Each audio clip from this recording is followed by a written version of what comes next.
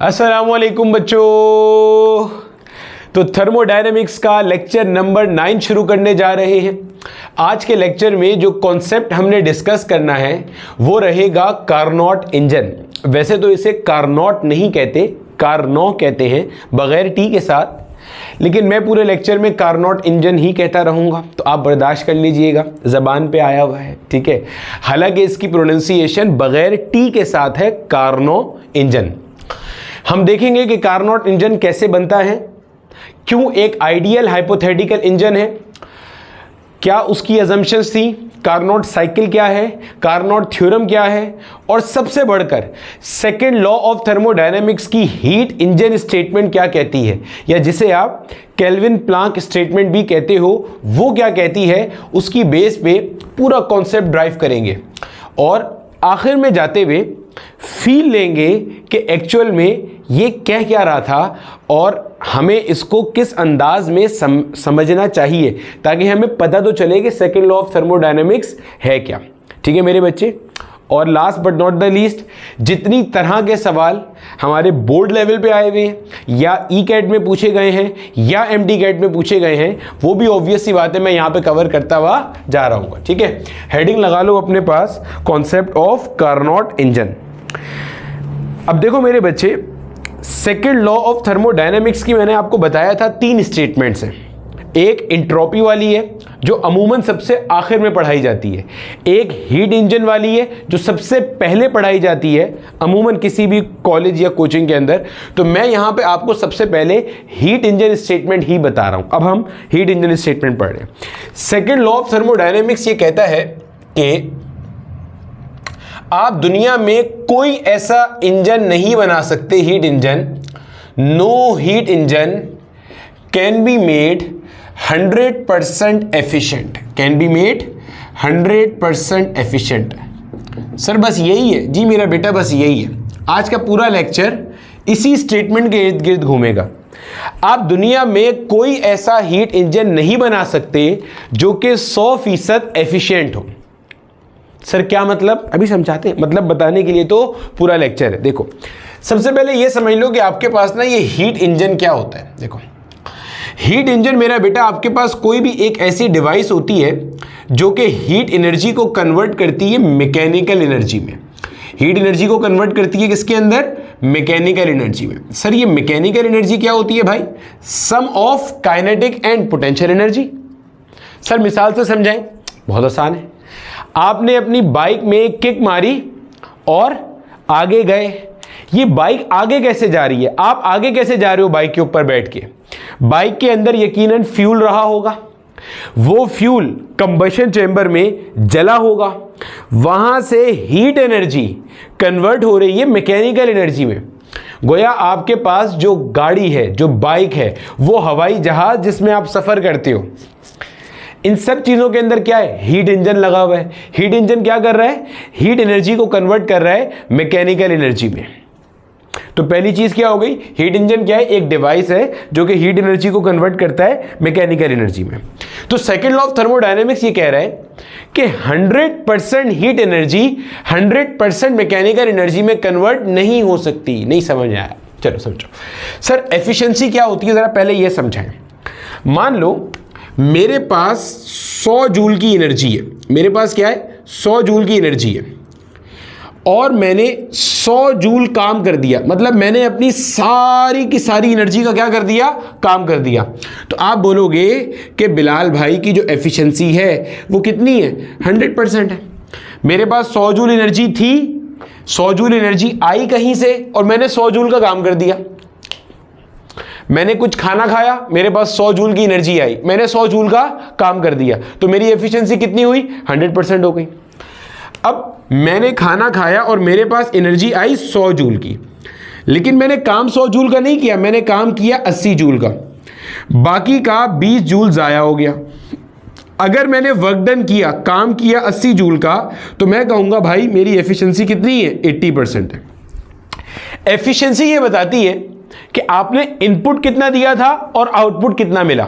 जैसे मैंने खाना तो इतना खाया कि एनर्जी 100 जूल की आ गई, लेकिन काम इतना किया कि वो सिर्फ 80 जूल का हो रहा है, बाकी का 20 जूल जाया हो गया, बोलने में, चलने में, फिरने में जाया हो गया।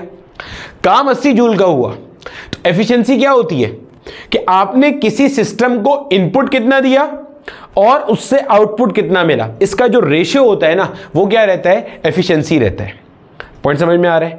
अब अगर मैं कहता हूं कि कोई भी हीट इंजन 100% एफिशिएंट नहीं है, इसका मतलब कोई भी हीट इंजन ऐसा नहीं है कि अगर आप उसे 100 जूल हीट एनर्जी दो तो वो 100 का 100 जूल मैकेनिकल एनर्जी में कन्वर्ट कर दे। ये मतलब है। कॉन्सेप्ट का फील लेते चलना, आहिस्ता आहिस्ता फील का लेवल बढ़ता जाएगा। दुनिया में कोई हीट इंजन ऐसा बनाना मुमकिन नहीं है कि जिसको आप 100 जूल इनपुट दो हीट एनर्जी और वो 100 जूल वर्क डन कर दे। और आसान कर लो, आपकी बाइक है, आपकी बाइक के अंदर हीट इंजन है, अभी हमने तय किया था, मतलब बाइक में भी, गाड़ी में भी, हर उसमें होता है, गधा गाड़ी में नहीं होगा, ठीक है। तो ऑटोमोबाइल इंडस्ट्री में हीट इंजन होते हैं। उसमें क्या होता है, आप पेट्रोल डालते हो, डीजल डालते हो, सीएनजी डालते हो, एलएनजी डालते हो, वो कंबशन चेंबर में बर्न होती है, जलती है, उसकी वजह से हीट एनर्जी प्रोड्यूस होती है। वहां वो जो हीट एनर्जी है वो कन्वर्ट होती है मैकेनिकल एनर्जी में, जिसकी वजह से आपकी गाड़ी आगे जाती है।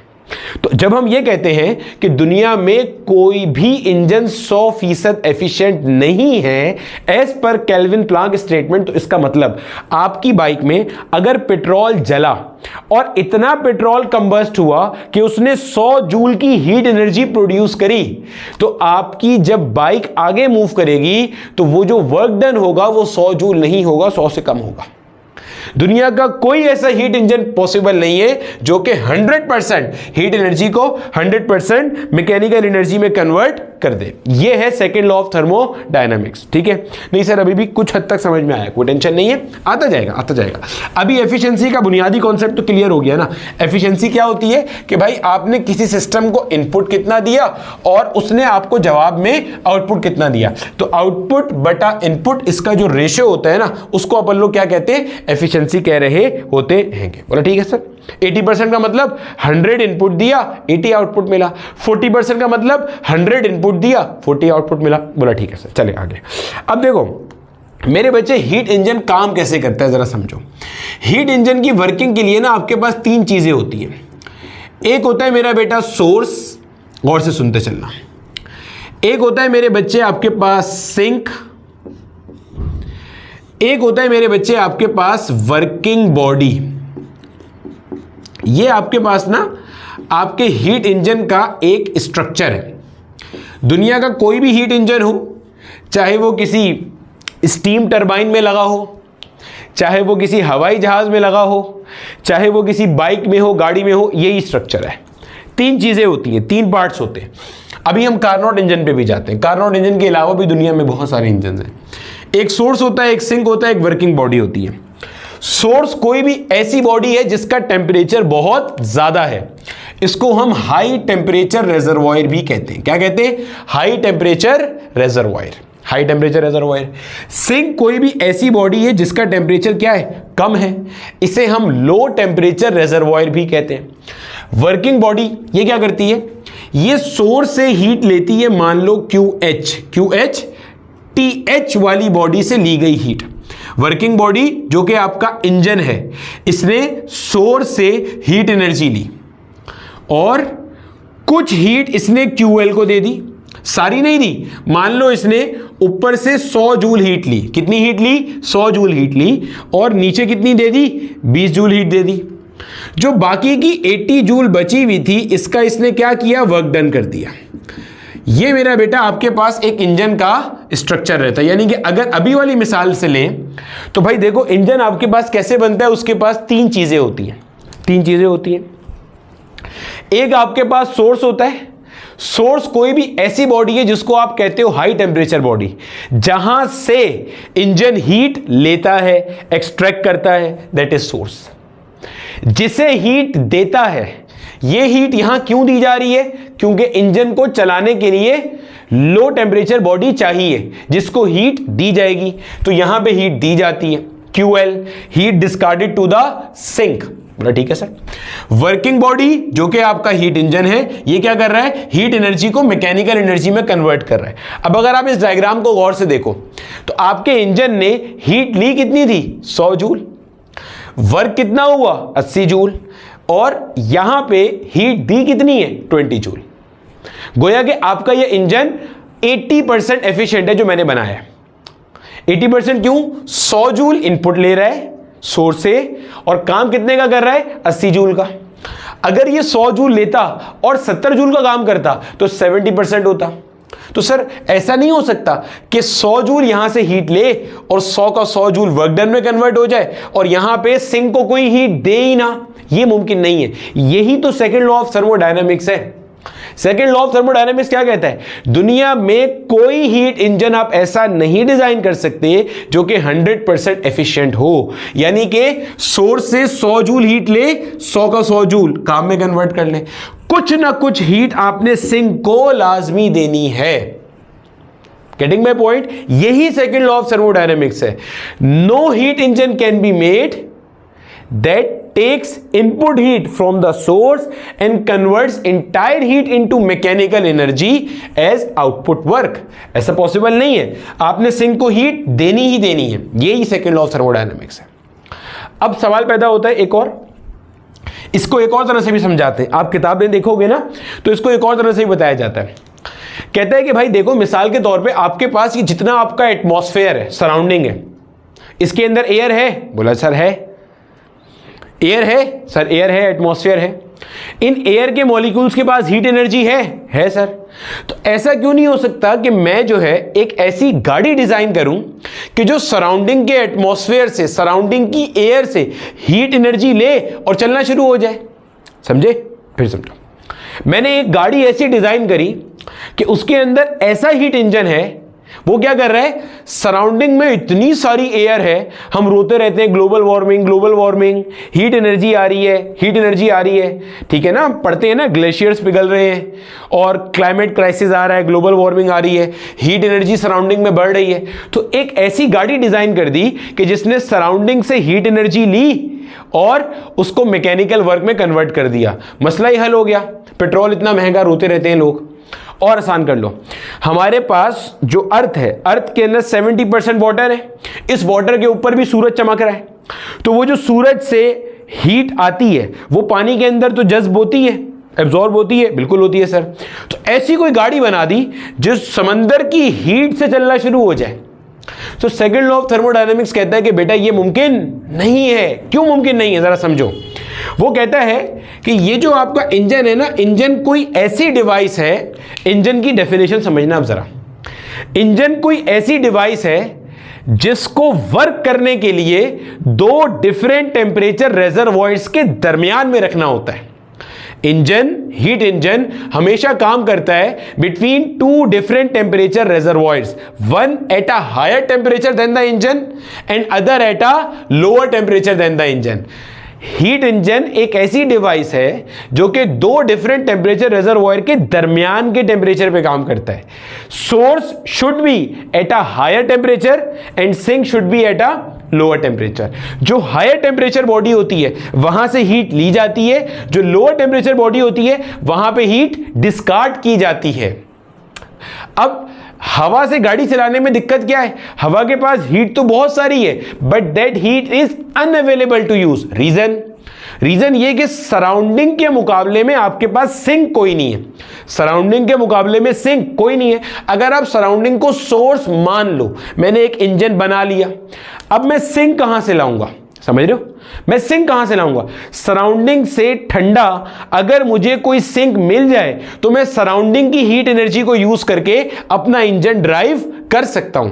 सिमिलरली समंदर के पानी के पास बहुत सारी हीट एनर्जी होगी, लेकिन उसके मुकाबले में कोल्डर सिंक कहां से लाऊंगा। तो अपनी कॉपी में नोट कर लेना, वेरी इंपॉर्टेंट पॉइंट।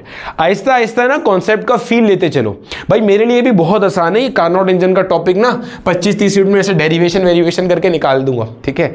लेकिन जब मैं एज ए स्टूडेंट था ना, तो मुझे ये सेकंड लॉ ऑफ थर्मोडायनेमिक्स कभी समझ में नहीं आया, सीधी सी बात है। डेरिवेशन बहुत अच्छी आती थी, रट्टे के तो चैंपियन थे हम, तो ये बहुत अच्छा आता था, लेकिन ये नहीं समझ में आता था यार क्या मुसीबत है, क्यों नहीं कर सकते ऐसा। भाई 100 जूल लो, 100 जूल का काम कर दो, क्या ही दिक्कत है इसमें? दिक्कत है, बहुत बड़ी दिक्कत है।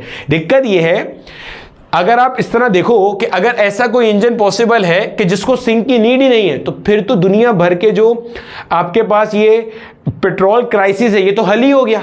आपकी जो गल्फ कंट्रीज की सुपीरियरिटी है वो खत्म हो जाएगी। क्यों भाई? आपने ऐसा इंजन बनाया जो एयर से हीट एनर्जी लेता है और उसको खर्च करता है। भाई ग्लोबल वार्मिंग का तो मसला ही हल।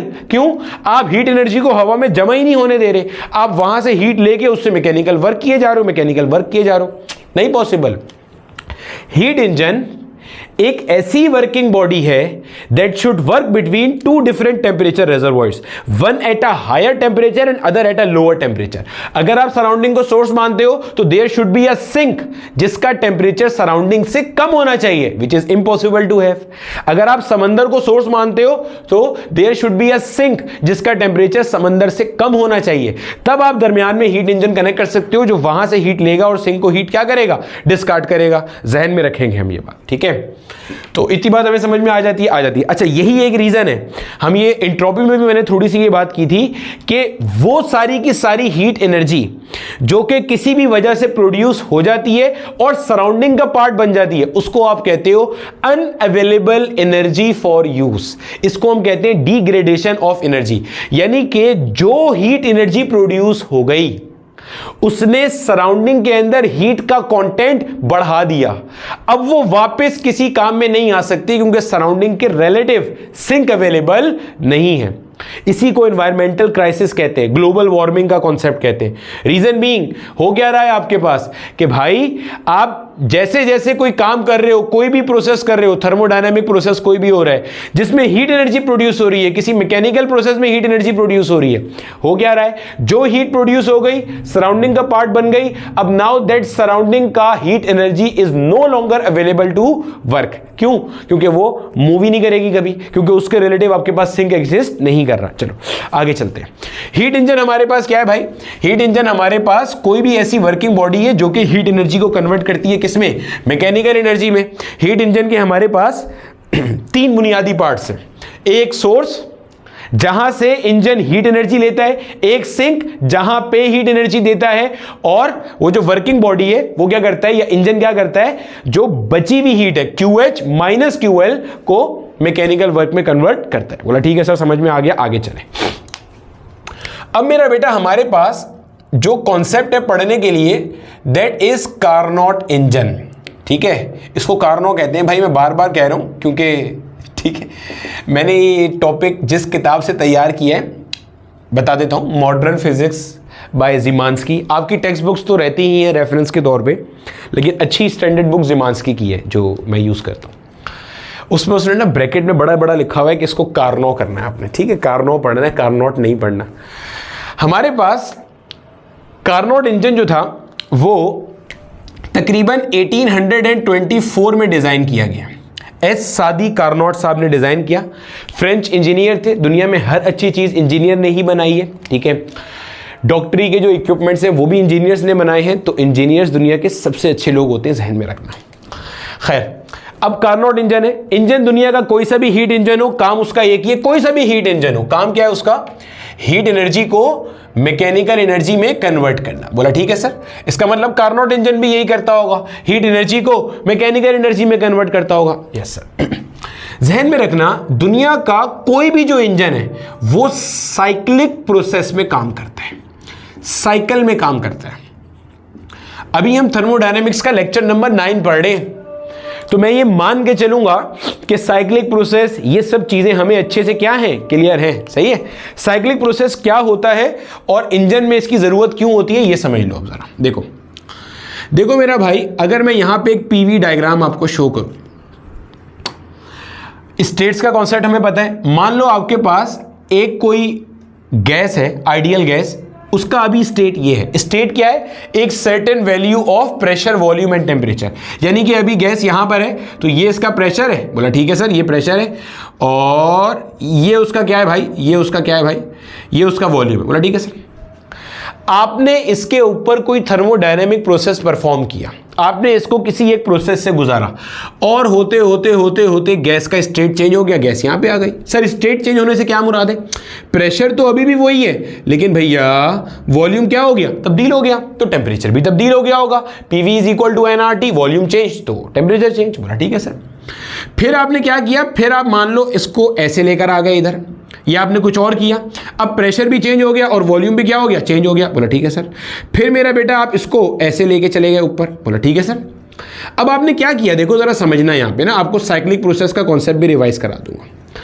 साइक्लिक प्रोसेस क्या होता है? कोई ऐसा प्रोसेस कि जिसमें आपने एक सीरीज ऑफ थर्मोडायनामिक प्रोसेसेस गुजारे, एक सीरीज गुजारी पूरी। जैसे आप गैस को पहले यहां से लेके यहां गए, कुछ कुछ किया आपने जिससे उसका स्टेट चेंज हुआ, फिर आप एक और प्रोसेस में लेकर गए, फिर कुछ कुछ किया आपने, फिर आप एक नई स्टेट में आए, फिर कुछ कुछ किया आपने। जो कुछ कुछ कर रहे हो थर्मोडायनामिक प्रोसेस है। एक थर्मोडायनामिक प्रोसेस से गुजारा, एक और से गुजारा, एक और से गुजारा, वापस आ गए। सर क्या लाजमी है साइकिल में 3 हो? कोई लाजमी नहीं है, 4, 5, 6 कितने भी हो सकते हैं। साइक्लिक प्रोसेस की रूह क्या है या कॉन्सेप्ट क्या है? साइक्लिक प्रोसेस का कॉन्सेप्ट ये भाई कि जिस इनिशियल स्टेट से आपने अपनी कार्रवाई शुरू की थी ना, मतलब जिस इनिशियल स्टेट से आपने अपने वर्किंग सब्सटेंस को, अपने गैस को, जिस पे आप कार्रवाई कर रहे हो, जिसको मूव कर रहे हो, जिसकी स्टेट चेंज कर रहे हो, अपने वर्किंग सब्सटेंस को आपने जिस सीरीज से गुजारा, जितने थर्मोडायनेमिक प्रोसेस से गुजारना है गुजार लो, लेकिन eight the end of cycle आप वापस वहीं पे आ गए। यानी कि ये साइकिल पूरा करने के बाद यू आर अगेन एट ए, यानी कि वही प्रेशर, वही वॉल्यूम, वही टेम्परेचर होगा। यानी कि सारी की सारी वो प्रॉपर्टीज जो कि स्टेट पे डिपेंड करती हैं, वो वापस वही हो जाएंगी जो कि स्टार्ट में थी। कौन कौन सी प्रॉपर्टीज है जो स्टेट पे डिपेंड करती है? Pressure, volume, temperature, internal energy, entropy, इन सब पे अपन बात कर चुके हैं ना। तो इसका मतलब अगर ये कोई साइक्लिक प्रोसेस है, आप गैस को लेकर गए ए से बी, बी से सी, सी से ए आए, तो वापस ए पे आने पर गैस का वही pressure, volume, temperature, internal energy और एंट्रोपी होगी जो कि at the start of the cycle था, at the end of cycle भी क्या होगा? वही होगा। अब सवाल पैदा होता है, और ये डेफिनेटली अगर आपने लेक्चर पढ़ भी लिया है ना, उसके बावजूद आपको ये कॉन्सेप्ट नहीं पता होगा, ठीक है। मुझे भी नहीं पता था, क्योंकि ठीक है हमारे पास ना इंजन जितने भी हैं, जितने इंजन हैं, चाहे वो स्ट्रिलिंग इंजन हो, ऑटो इंजन हो, कोई सा भी इंजन हो, डीजल इंजन हो, सारे साइक्लिक प्रोसेस पे काम करते हैं। क्यों करते हैं भाई? साइक्लिक प्रोसेस में लाजमी है साइक्लिक पे काम करके, वजह समझना।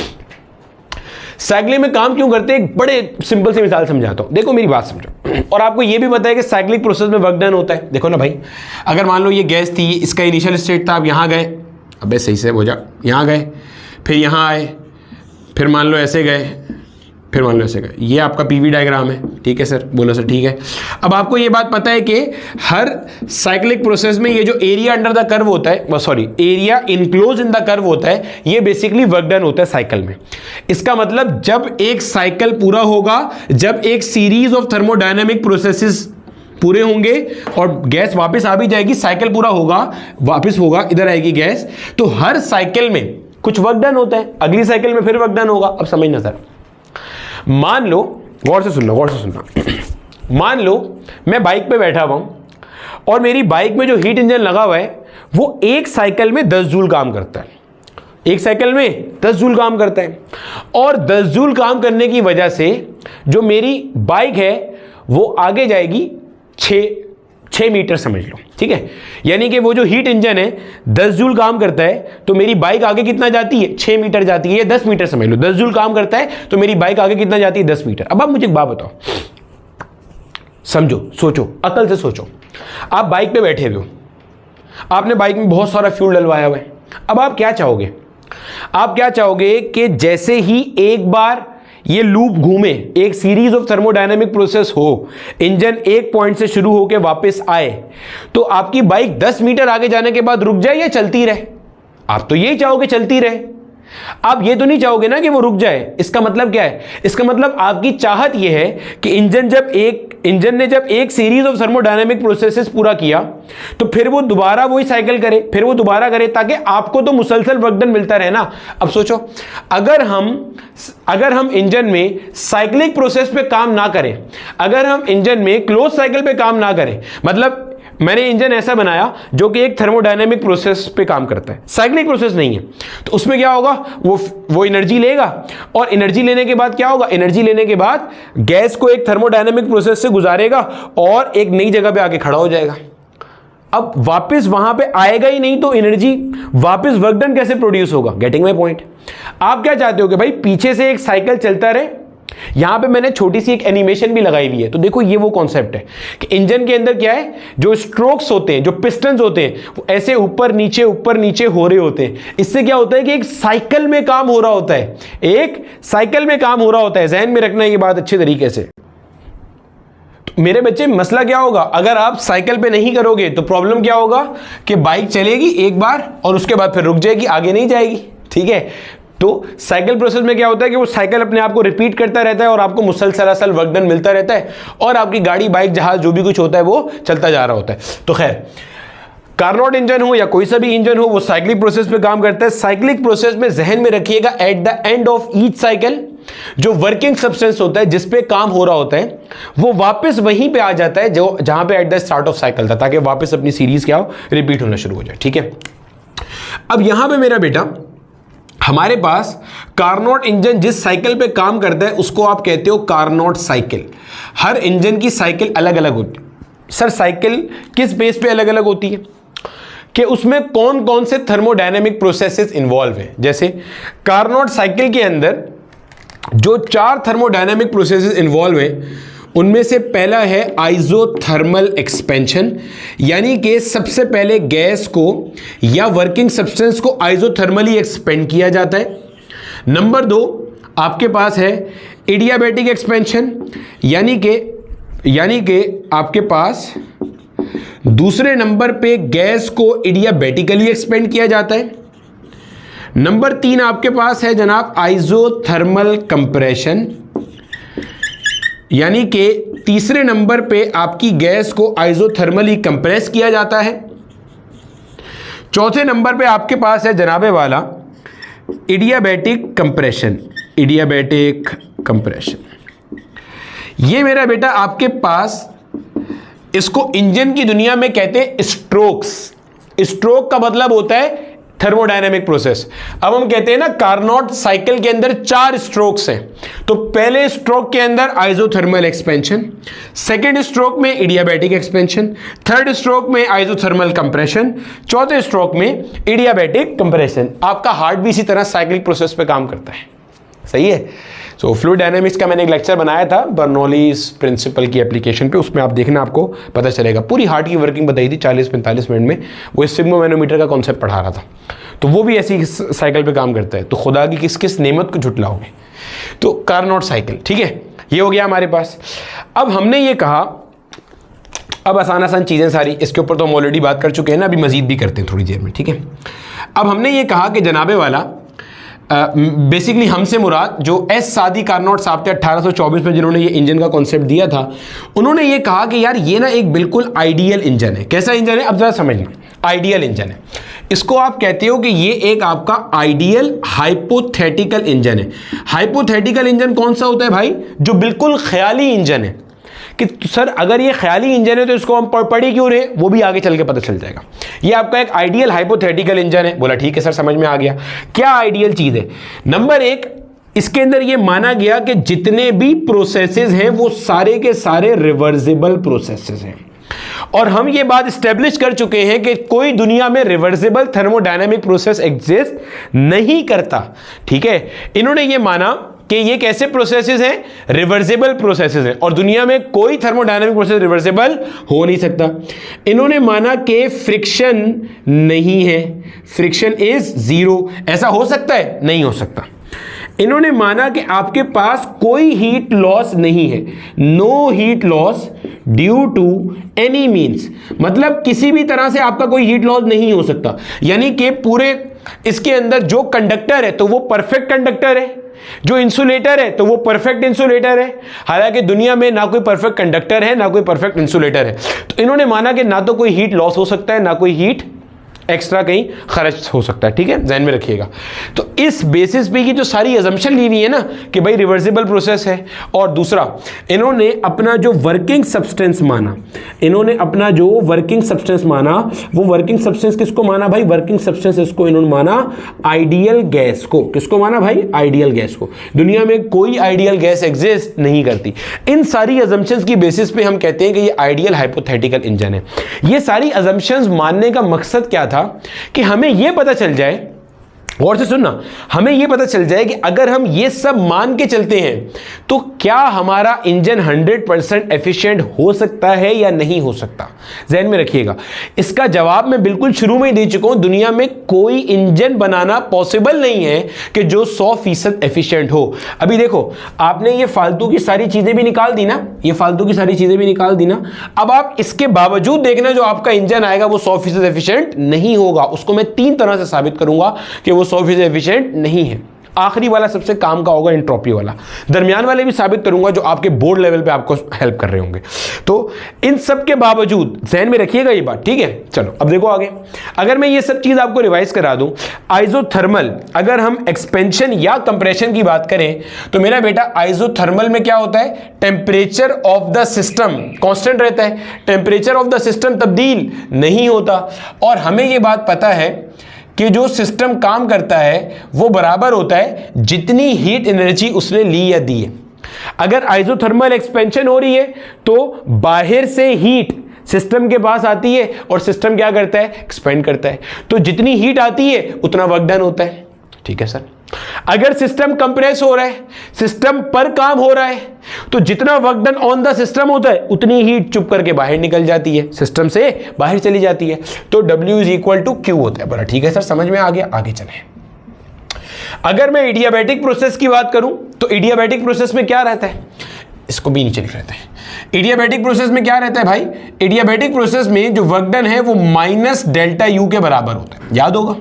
और हमने इसकी इक्वेशन भी पढ़ी थी, हमने पढ़ा था NCV T1 माइनस का T2। बहुत सारे लोग यहाँ T2 माइनस T1 पढ़ाते हैं, वो गलत है। सही, T1 माइनस T2 सही इक्वेशन है इसकी। इसके अंदर मैं आपको रिवाइज करा देता हूं। जब इडियाबैटिक एक्सपेंशन होती है, अभी रिवाइज कराता हूं। देखो आपके पास फॉर्मूला क्या बन रहा है यहाँ पे? W बराबर किसके आ रहा है? इसके आ रहा है ना, NCV T1 माइनस T2 के। अभी देख लेते हैं कि ये इक्वेशन सही है या गलत है। ठीक है, अक्सर लोग यहाँ T2 माइनस T1 कराते हैं, वो गलत है। रीजन समझो, जब आपके पास इडियाबैटिक एक्सपेंशन हो रही है, अगर इडियाबैटिक प्रोसेस याद, एक्सपेंशन हो रही है, तो work is being done by the gas at the cost of internal energy. तो इंटरनल एनर्जी क्या होती है? कम होती है। इंटरनल एनर्जी कम होने का मतलब क्या है? टेम्परेचर क्या होता है? कम होता है ना भाई। इंटरनल एनर्जी कम हो रही है तो टेम्परेचर क्या हो रहा है? कम हो रहा है। इसका मतलब T1 ज्यादा था और T2 क्या था? कम था। तो T1 ज्यादा रखोगे, T2 कम रखोगे, सोचो T1 की बड़ी वैल्यू, T2 की छोटी वैल्यू, तो ये चीज पॉजिटिव आएगी और ये ओवरऑल वैल्यू क्या हो जाएगी? पॉजिटिव हो जाएगी। इसका मतलब वर्क डन पॉजिटिव आ रहा है। और यही हमारी चाहत थी कि जब T1 ज्यादा है, T2 कम है, तो वर्क डन कैसा आना चाहिए? पॉजिटिव आना चाहिए। इडियाबैटिक एक्सपेंशन में वर्क डन पॉजिटिव होता है क्योंकि सिस्टम काम कर रहा होता है, but at the cost of their own internal energy. देखो भाई, वैसे नहीं करना। ये थर्मोडायनामिक्स का लेक्चर नंबर 9 है। ये सारी बातें हम पीछे कर चुके हैं बहुत डिटेल से। तो जब T1 ज्यादा है और T2 कम है, इनिशियल टेम्परेचर ज्यादा, फाइनल कम, गोया के टेम्परेचर कम हुआ, इंटरनल एनर्जी कम हुई, तो work done by the gas हुआ। तो देखो, ये ज्यादा रखोगे, कम रखोगे, ओवरऑल क्या आएगा? इसका पॉजिटिव आएगा। तो वर्क डन पॉजिटिव आ रहा है। सही। अब उल्टा करो, इडियाबैटिक कंप्रेशन पे जाओ जरा। जब इडियाबैटिक कंप्रेशन होती है, सोचो कंप्रेशन होती है, तो आप work done on the system कर रहे होते हो, उसमें इंटरनल एनर्जी बढ़ रही होती है, टेम्परेचर क्या होता है? बढ़ रहा होता है। जब टेम्परेचर बढ़ेगा तो T2 ज्यादा होगा, T1 कम होगा। देखो, T2 ज्यादा रखोगे, T1 कम रखोगे। इडियाबैटिक कंप्रेशन में T2 ज्यादा हो जाएगा, T1 कम हो जाएगा। तो ये ज्यादा, ये कम है, छोटे में से बड़ा निकालेगा, आंसर नेगेटिव आएगा। इस पूरी चीज का आंसर नेगेटिव आ रहा है और वर्क डन कैसा आ रहा है? नेगेटिव। तो कंप्रेशन के केस के अंदर work done on the system होता है, वो नेगेटिव होता है और वो क्या करता है? इंटरनल एनर्जी को बढ़ा रहा होता है। तो ये कन्वेंशन है। अगर आप इसको उल्टा लिखोगे ना, T2 माइनस T1, तो ये आपकी कन्वेंशन बैठेगी नहीं, कन्वेंशन आपकी उल्टी हो जाएगी। कंप्रेशन में वर्क डन पॉजिटिव आ रहा होगा, एक्सपेंशन में वर्क डन नेगेटिव आ रहा होगा, जो कि हमारी साइन कन्वेंशन से उलट है। ध्यान में रखना इस बात को। ठीक है, ठीक है सर, समझ में आ गई ये वाली बात भी। अब देखो मेरे बच्चे, आपको मैं यहां पर एक काम करता हूं ना, इसका कर्व बना के दिखा देता हूँ, फिर उसकी कर्व की बेसिस पे ना हम मज़ीद बातचीत करते हैं, ठीक है। अब देखो मेरे बच्चे, ये मान लो यहाँ पे हमने प्रेशर लिया हुआ है, बोला ठीक है सर। यहाँ पे हमने क्या ले लिया, वॉल्यूम ले लिया, बोला ठीक है सर।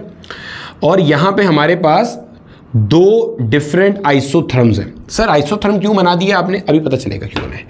आइसोथर्म क्या शो करते हैं, दो डिफरेंट टेम्परेचर स्टेट्स को शो करेंगे ना भाई। आइसोथर्म क्या शो करते हैं, दो डिफरेंट टेम्परेचर स्टेट्स को। एक को मैंने कह दिया TH, एक को मैंने कह दिया क्या, TL। बोला ठीक है सर। TH क्या है भाई, हीट इंजन के पास तीन चीजें होती हैं, source, sink, working body.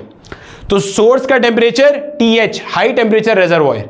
Sink का temperature TL, low temperature reservoir. बोला ठीक है सर, समझ में आती है ये बात। अच्छा अब देखो, अब मैंने बताया था सबसे पहले क्या हो रहा है आपके पास, तो ये वही बता रहा है, ये बता रहा है मेरा बेटा आपको सोर्स का टेम्परेचर। बोला ठीक है सर। ये क्या बता रहा है आपको, ये बता रहा है मेरे बेटे आपको क्या, सिंक का टेम्परेचर। और यहां पे मान लो आपके पास ये जो हीट इंजन है ना, इसको बिल्कुल ऐसे समझ लो कि आपकी जो वर्किंग बॉडी है ना वो ऐसी ही है। यानी कि ये मान लो आपके पास सिस्टम है, इस सिस्टम में आपके पास ये पिस्टन है। अगेन सारी आइडियल चीजें, फ्रिक्शनलेस पिस्टन है, इंसुलेटेड पिस्टन है, ये वॉल्स ऑफ द कंटेनर भी क्या है, इंसुलेटेड है। बेस कैसी है, कंडक्टर है। इसमें आपके पास क्या है, ideal gas as working substance मौजूद है। बोला ठीक है सर। अब सबसे पहला काम क्या होगा, सबसे पहला प्रोसेस क्या है, समझो अब जरा। सबसे पहला प्रोसेस क्या है, आइसोथर्मल एक्सपेंशन। आइसोथर्मल एक्सपेंशन क्या होती है, मान लो यहां पे ऊपर आपके पास ऐसे करके एक बेस प्लेट यहां पे कनेक्ट हुई हुई है और इसके अंदर बहुत सारी यहां पे छर्रे वाली बॉल्स रखी हुई है। बोला ठीक है सर। ये मैं मान के चल रहा हूं कि पुराने कॉन्सेप्ट हमारे सारे क्लियर है। आप आहिस्ता आहिस्ता यहां से छर्रे वाली बॉल्स हटा रहे हो, जिसकी वजह से ये पिस्टन कहां जा रहा है, हल्लू हल्लू हल्लू हल्लू से ऊपर जा रहा है। और आपने नीचे क्या किया हुआ है, यहां पे आपने सोर्स कनेक्ट की हुई है। सोर्स क्या है, हाई टेम्परेचर रेजर्वॉयर। यहां से आपके पास QH एनर्जी कहां जा रही है, अंदर जा रही है। जितना सिस्टम ने काम किया उतना बाहर से एनर्जी क्या आ गई, अंदर आ गई। तो सबसे पहले स्टेप में आपने कहा कि पहले स्टेप में यहां ड्रॉ भी कर लेते, ये आपका हो गया पहला स्टेप, ये हो गया पहला स्टेप, आइसोथर्म पहला स्टेप। आप यहां से आ गए यहां पे, at constant temperature. Isothermal expansion में क्या टेम्परेचर चेंज होता है, नहीं होता। तो बस आपको यह पता है कि आइसोथर्मल एक्सपेंशन में सिस्टम ने हीट ली, और कितनी हीट ली, QH के बराबर हीट ली। यह आपका पहला स्टेप हो गया। पहले स्टेप में आपने क्या किया, कुछ वर्क डन किया आपकी गैस ने, और आपकी स्टेट चेंज हो गई A से B। क्योंकि देखो A पे ये प्रेशर था, ये वॉल्यूम था, B पे ये प्रेशर है, ये वॉल्यूम है। आपकी स्टेट चेंज हो गई, A से B पर आ गए। और अगर मैं आपको बोलूं कि काम कितना किया आपकी वर्किंग सब्सटेंस ने, ये गैस ने A से B जाने में, A से B जाने में वर्क डन कितना किया, तो आप बोलोगे QH के बराबर वर्क डन किया। और ज्यादा अच्छा होगा इसको लिखना प्लस QH के बराबर। प्लस QH क्यों, क्योंकि आइसोथर्मल एक्सपेंशन में वर्क डन कैसा होता है, पॉजिटिव होता है, और सिस्टम ने हीट ली थी इसलिए प्लस QH आ गया। बोला ठीक है सर, समझ में आ गया। अब क्या है भाई, अगला स्टेप क्या है, अगला स्टेप है इडियाबैटिक एक्सपेंशन। इडियाबैटिक एक्सपेंशन, इडियाबैटिक प्रोसेस में क्या होता था, इडियाबैटिक प्रोसेस में क्या होता था, heat supplied to the system is zero, net heat input output is zero.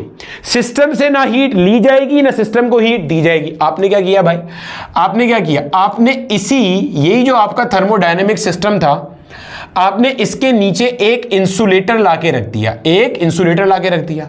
भाई फ्रिक्शनलेस पिस्टन तो पहले ही आपका इंसुलेटर है, ये वॉल्स पहले ही इंसुलेटर है, और अब आपने इसको भी इंसुलेटिंग स्लैब पे रख दिया। यानी कि आपका बेस भी क्या हो गया, इंसुलेटर हो गया। यानी कि अब सिस्टम में से हीट बाहर नहीं आ सकती और अंदर भी नहीं जा सकती। आपने ऊपर से एकदम से क्या करा, वजन हटाया, एकदम से वजन हटाया। जैसे ही एकदम से वजन हटाया तो आपका पिस्टन नीचे से तेजी से क्या होगा, ऊपर जाएगा, और कोई हीट अंदर बाहर नहीं हुई।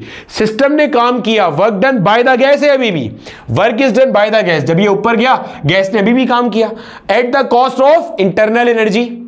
जब ये ऊपर जाएगा तो काम होगा at the cost of internal energy. Sir isothermal expansion में at the cost of internal energy क्यों नहीं हो रहा था, क्योंकि वहां पे आप बाहर से हीट दिए चले जा रहे थे। भैया आप बाहर से हीट दे रहे थे ना आइसोथर्मल एक्सपेंशन में, अभी यहां तो आप हीट नहीं दे रहे क्योंकि इंसुलेटेड एनवायरनमेंट है, आइसोलेटेड सिस्टम बना दिया आपने इसको। तो वर्क डन हुआ by the gas at the cost of internal energy. Eight the cost of internal energy का मतलब क्या, इंटरनल एनर्जी कम हुई। जब कम होगी इंटरनल एनर्जी तो इसका मतलब टेम्परेचर भी क्या होगा, कम होगा। तो आपने कहा ये है आपके पास एडियाबैटिक एक्सपेंशन, यानी कि बी से मान लो आप इधर आ गए सी पे, ये देखो बी से आप कहां आ गए सी पे, लेकिन इस दौरान में कोई हीट ना ली गई है ना दी गई है, कोई हीट ना ली गई है ना दी गई है, ठीक है। इसको हम डॉटेड कर देते हैं आगे से, कोई हीट ना ली गई है ना दी गई है। बोला ठीक है सर, समझ में आ गया आइसोथर्मल एक्सपेंशन। साथ ही अगर आप में से कोई स्लोप चेक करना चाहे तो देखो मेरा बेटा स्लोप चेक कर लो जरा। ये है आइसोथर्मल का स्लोप, ये है एडियाबैटिक का स्लोप। आपको एडियाबैटिक ज्यादा स्टीपर नजर आ रहा है, ये कम स्टीपर है। बोला ठीक है सर, ये हो गया। अब अगर इस केस में गौर से सुनना, अगर मैं इस केस में वर्क डन लिखूं तो ये क्या है, work done by the gas है। बोला ठीक है sir. Work done by the gas है। बोला ठीक है सर। और ये जो work done by the gas है, आपको ये बात पता है work done by the gas क्या होता है, negative change of internal energy, जो एडियाबैटिक की स्टैंडर्ड इक्वेशन है। बोला ठीक है सर, यही होता है। अब समझो जरा, आपके पास जो इंटरनल एनर्जी का चेंज है वो किस पर डिपेंड करता है सर, वो तो टेम्परेचर पर डिपेंड करता है। भाई इंटरनल एनर्जी टेम्परेचर पे डिपेंड करती है, तो इसका मतलब इंटरनल एनर्जी का चेंज भी किस पे डिपेंड करेगा, टेम्परेचर पे। और हमने तो इसका फॉर्मूला भी पढ़ा हुआ है कि डेल्टा यू बराबर होता है नफरत बटे 2 के, NFR डेल्टा T अपॉन 2 के। ये सब चीजें पढ़ाई हुई है, सही। अब यहां पे टेम्परेचर कम हो रहा है या बढ़ रहा है, सोचो। आप कहां से कहां आ रहे हो, आप सोर्स के टेम्परेचर से सिंक के टेम्परेचर पे आ रहे हो, TH से TL पे आ रहे हो, T1 से T2 पे आ रहे हो, तो टेम्परेचर कम हो रहा है, गोया कि इंटरनल एनर्जी कम हो रही होगी। तो अगर इसकी इंटरनल एनर्जी 10 जूल थी और मान लो इसकी 2 जूल है, सोचो 10 और 2, तो क्या हो रहा है, ये कमी हो रही है ना, तो -8 जूल आएगा आंसर चेंज का। भाई अगर ये 10 था, सोचो अगर ये 10 था और ये 2 है, तो चेंज कैसे निकालते हैं, फाइनल माइनस इनिशियल करते हैं। तो भाई ये फाइनल है, ये इनिशियल है, ये 2 है, ये 10 है, तो 2 - 10 कितना आएगा, -8 आएगा। अगर ये 100 है और ये 30 है, कुछ भी ले ले भाई नंबर, सही है, ये 100 है ये 30 है, तो 30 - 100 कितना आएगा, -70 आएगा। वो है कि इंटरनल एनर्जी क्या हो रही है, कम हो रही है। मैं कह सकता हूं कि जब आप यहां से यहां आ रहे हो, जब आप बी से सी पे आ रहे हो, तो इंटरनल एनर्जी का जो चेंज है वो -x आएगा। x मैग्नीट्यूड को शो कर रहा है और माइनस साइन ये शो कर रहा है कि इंटरनल एनर्जी क्या हुई है, कम हुई है। कह सकता हूं ना, बिल्कुल कह सकते हैं।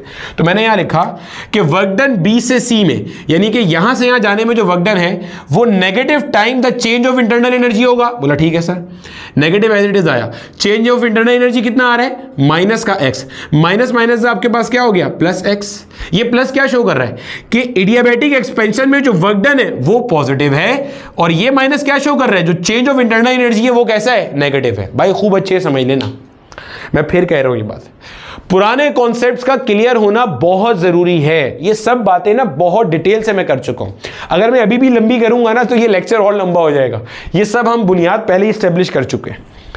एडियाबैटिक एक्सपेंशन में क्या होता है, वर्क डन होता है at the cost of internal energy. तो यहां पे सिस्टम ने काम किया, एक्सपेंशन तो अभी भी आ रही है। सर कैसे पता चला आपको, देख इसका वॉल्यूम देख, ये है वॉल्यूम, इसका वॉल्यूम देख ये है, तो वॉल्यूम अभी भी आगे गया है। देख देख मिटाना मुश्किल हो जाएगा। फिर देख इसकी अगर प्रोजेक्शन गिराएगा वॉल्यूम एक्सिस पे तो यहां आएगी, इसकी यहां आ रही है, गोया के वॉल्यूम अभी भी बढ़ा है, आगे क्या है, एडियाबैटिक एक्सपेंशन हुई है। और एडियाबैटिक एक्सपेंशन का वर्क डन पॉजिटिव आना चाहिए, जो कि आ रहा है। सर एक्स कैसे ले लिया आपने, एक्स क्या शो कर रहा है, सुनो कि जब आप बी से सी पर आए हो तो टेम्परेचर क्या हुआ है, कम हुआ है। इसका मतलब इंटरनल एनर्जी कम हुई है। तो जितनी भी इंटरनल एनर्जी कम हुई है उसको मैंने -x लिख दिया। अगर आप ये नहीं लिखना चाहते, नहीं लिखो, भाड़ में डालो। आप और क्या कर सकते हो, और आसान कर लो भाई। ये सब नहीं करना चाहते ना, चलो ये सब नहीं करो, और आसान कर लो। आप बोलो बी से सी का जो वर्क डन है इसको भी छोड़ दो। आपको फॉर्मूला पता है, NCV T1 माइनस का T2। बोला सर बिल्कुल पता है हमें फॉर्मूला, बस यहां से लिख लो, कोई टेंशन ही नहीं है, जैसे मर्जी कर ले यार। T1 minus T2। अब T1 इनिशियल टेम्परेचर आपके पास क्या था सर, TH के बराबर था। फाइनल क्या है आपके पास सर, TL के बराबर। ऐसे लिख लो भाई, कोई टेंशन नहीं, ये लिख लो आप, इससे भी सॉल्व हो जाएगा, कोई परेशानी नहीं है। ठीक है सर, समझ में आ गया, आगे चलो भाई। अच्छा, और ये मैं फिर रिवाइज भी कर देता हूं। आप यहां से आए, इंटरनल एनर्जी कम हुई तो आपने -x लिख दिया। भाई ये क्या है, ये आपके पास आपने लिखा है डेल्टा यू बी सी। बी से सी आते हुए जो चेंज इन इंटरनल एनर्जी है वो आपका कैसा आया भाई साहब, नेगेटिव आया। क्यों नेगेटिव आया, क्योंकि टेम्परेचर कम हो रहा है। तीसरा प्रोसेस क्या है, आइसोथर्मल कंप्रेशन। अब जब कंप्रेशन करेंगे तो कर्व आगे नहीं जाएगा, पीछे आएगा। क्यों सर पीछे आएगा, कंप्रेशन का मतलब क्या है कि आप कंप्रेस कर रहे हो, सिस्टम का वॉल्यूम कम कर रहे हो। जब कंप्रेशन करोगे तो भाई ये सर इसी कर्व को क्यों ट्रेस कर रहे हैं, इसलिए कि मेरे भाई ये आइसोथर्मल का जो कर्व बनाया हुआ था मैंने, ठीक है। अब यहां से यहां आ गए, सी से मान लो आप आ गए डी पे, ऐसे आइसोथर्मल कंप्रेशन। अब अगर आपको आइसोथर्मल कंप्रेशन याद है तो हम क्या किया करते थे, हम आहिस्ता आहिस्ता ऊपर से वजन ऐड करेंगे, पिस्टन हल्लू हल्लू हल्लू हल्लू आहिस्ता आहिस्ता ऊपर से क्या होगा, नीचे आएगा। जब ऊपर से नीचे आएगा तो work done on the gas होगा, वो चलाक अपनी इंटरनल एनर्जी बढ़ाने की कोशिश करेंगे। और हमने क्या किया है, हमने यहां पे सिंक कनेक्ट कर दिया, सिंक कनेक्ट कर दिया, और बेस तो पहले ही परफेक्ट कंडक्टर थी, ठीक है। तो यहां से अंदर से QL अमाउंट में हीट निकल के क्या हो गई, बाहर चली गई आपके पास। तो यहां पे जो वर्क डन होगा, गौर से सुनना, यहां पे जो वर्क डन होगा, वर्क डन कहां से कहां जाते हुए, वर्क डन, गौर से सुनो, वर्क डन C से D आते हुए, वापस आ रहे हो, C से D आते हुए जो वर्क डन होगा वो बराबर होगा माइनस QL के। सर यहां पे माइनस साइन कैसे लगा दिया आपने, बेटा माइनस साइन ऐसे लगाया कि सिस्टम में हीट जा रही है या सिस्टम से हीट बाहर आ रही है। तो आप बोलोगे सर हीट तो सिस्टम से बाहर आ रही है, हीट सिस्टम से बाहर आ रही है, साथ ही साथ work done on the system हो रहा है, work done on the system हो रहा है। तो हीट सिस्टम से बाहर आ रही है और वर्क डन क्या हो रहा है, ऑन द सिस्टम हो रहा है। Work done on the system मतलब वर्क डन नेगेटिव होगा, और हीट बाहर आ रही है, इसका मतलब वो भी कैसे ली जाएगी, नेगेटिव में ली जाएगी। बोला ठीक है सर, ये बात भी हमें क्या होती है, अच्छे से समझ में आती है। आगे चलें, अब हम फाइनल बात करते हैं work done from D to A। और जो D से A वाला प्रोसेस है ये क्या है, ये आपके पास है इडियाबैटिक कंप्रेशन। इडियाबैटिक कंप्रेशन का मतलब क्या हो गया, और ये वापस इधर आ जाएगा। क्यों सर, मैंने अभी बताया था कि इंजन आपका जो भी होता है वो हमेशा एक साइक्लिक प्रोसेस में काम करता है। तो इसका मतलब वापस कहाँ आ गए आप, ए पॉइंट पे आ गए। ये आपके पास है इडियाबैटिक कंप्रेशन, इडियाबैटिक कंप्रेशन ये है। डी से आप वापस ए पर आ गए। अगर आप इसका वॉल्यूम देखोगे तो इधर है, ए का वॉल्यूम देखोगे तो इधर है, गोया कि वॉल्यूम और थोड़ा सा कम हुआ है। तो आप कहाँ पे आ चुके हो, आप आ चुके हो मेरे भाई इडियाबैटिक कंप्रेशन पे, ठीक है। इसको और थोड़ा अच्छा करके अगर मैं बना दूँ ना तो ज़्यादा मज़ा आएगा। और अच्छा हो जाएगा, चलो ठीक है। अब देखो इसका वॉल्यूम इधर आ रहा है और ए का वॉल्यूम थोड़ा सा और इधर आ रहा है, तो इसका मतलब वॉल्यूम आपके पास क्या हो गया, कम हो गया। बोला ठीक है सर, इडियाबैटिक कंप्रेशन। अब आप देखो गौर से, इडियाबैटिक कंप्रेशन में भी वही है, जो वर्क डन होगा वो इंटरनल एनर्जी को चेंज कर रहा होगा। कंप्रेशन में क्या होता है, work done on the system होता है, तो सिस्टम की इंटरनल एनर्जी क्या होगी, बढ़ेगी। तो आप यहां पे फॉर्मूला वही लिखोगे, वर्क डन बराबर होगा माइनस का change in internal energy of D से ए। यही है ना भाई, work done in adiabatic process is equal to negative of delta U. यही है सर, यही है। अब देखो इधर, यहां पे मुझे बताओ कि जो टेम्परेचर है वो बढ़ रहा है या कम हो रहा है। तो देखो यहां पे टेम्परेचर TL था, ये TL वाला कर्व है, इसका टेम्परेचर TL था और इसका टेम्परेचर क्या है, TH है। तो टेम्परेचर क्या हो रहा है, बढ़ रहा है। टेम्परेचर बढ़ने का मतलब इंटरनल एनर्जी बढ़ रही है। तो अगर इंटरनल एनर्जी इधर से इधर जाते हुए -x थी, तो मैं कह सकता हूं इधर से इधर जाते हुए जो मेरी इंटरनल एनर्जी है वो +x होगी। क्यों भाई, टेम्परेचर का चेंज तो सेम ही है ना, बस उल्टा है। यहां पे TH से TL आ रहे थे, यहां पे TL से TH जा रहे हैं। अबे फील आ रहा है, देख यहाँ TH से TL आया, टेम्परेचर कम हुआ, जितना यहाँ कम हुआ उतना ही यहाँ बढ़ा। यहाँ TL से कहाँ गए हो तुम, TH गए हो। तो आप बोलोगे यहाँ पे क्या है, ये है आपका change in internal energy from D to A। बोला सर हमें तो पहले ऐसे लिख दें, और चेंज इन एनर्जी कितना है, प्लस का x है तो सिर्फ x ही लिख दो, तो क्या आ गया, -x आ गया यहाँ पे आंसर। बोला ठीक है सर। और वर्क डन देखो कैसा आ रहा है, नेगेटिव आ रहा है। इडियाबैटिक कंप्रेशन में वर्क डन नेगेटिव होता है, यानी कि आप सिस्टम पर काम कर रहे होते हो, और जो आप सिस्टम पर काम कर रहे होते हो that is utilize in increasing the internal energy of the system. बोला ठीक है, चले सर ये बात भी समझ में आ गई। इस तरह से भी लिख के दिखा दे भाई, ऐसे भी लिख ले NCV T1 माइनस का T2, T1 क्या है इनिशियल और T2 क्या है फाइनल। बोला ठीक है सर, समझ में आता है। देखो CV T1 इनिशियल क्या था भाई आपके पास, यहाँ पे TL था। बोला ठीक है सर। और फाइनल क्या है आपके पास, यहाँ पे सर TH है। बोला ठीक है सर, समझ में आती है ये बात भी, कोई टेंशन ही नहीं है।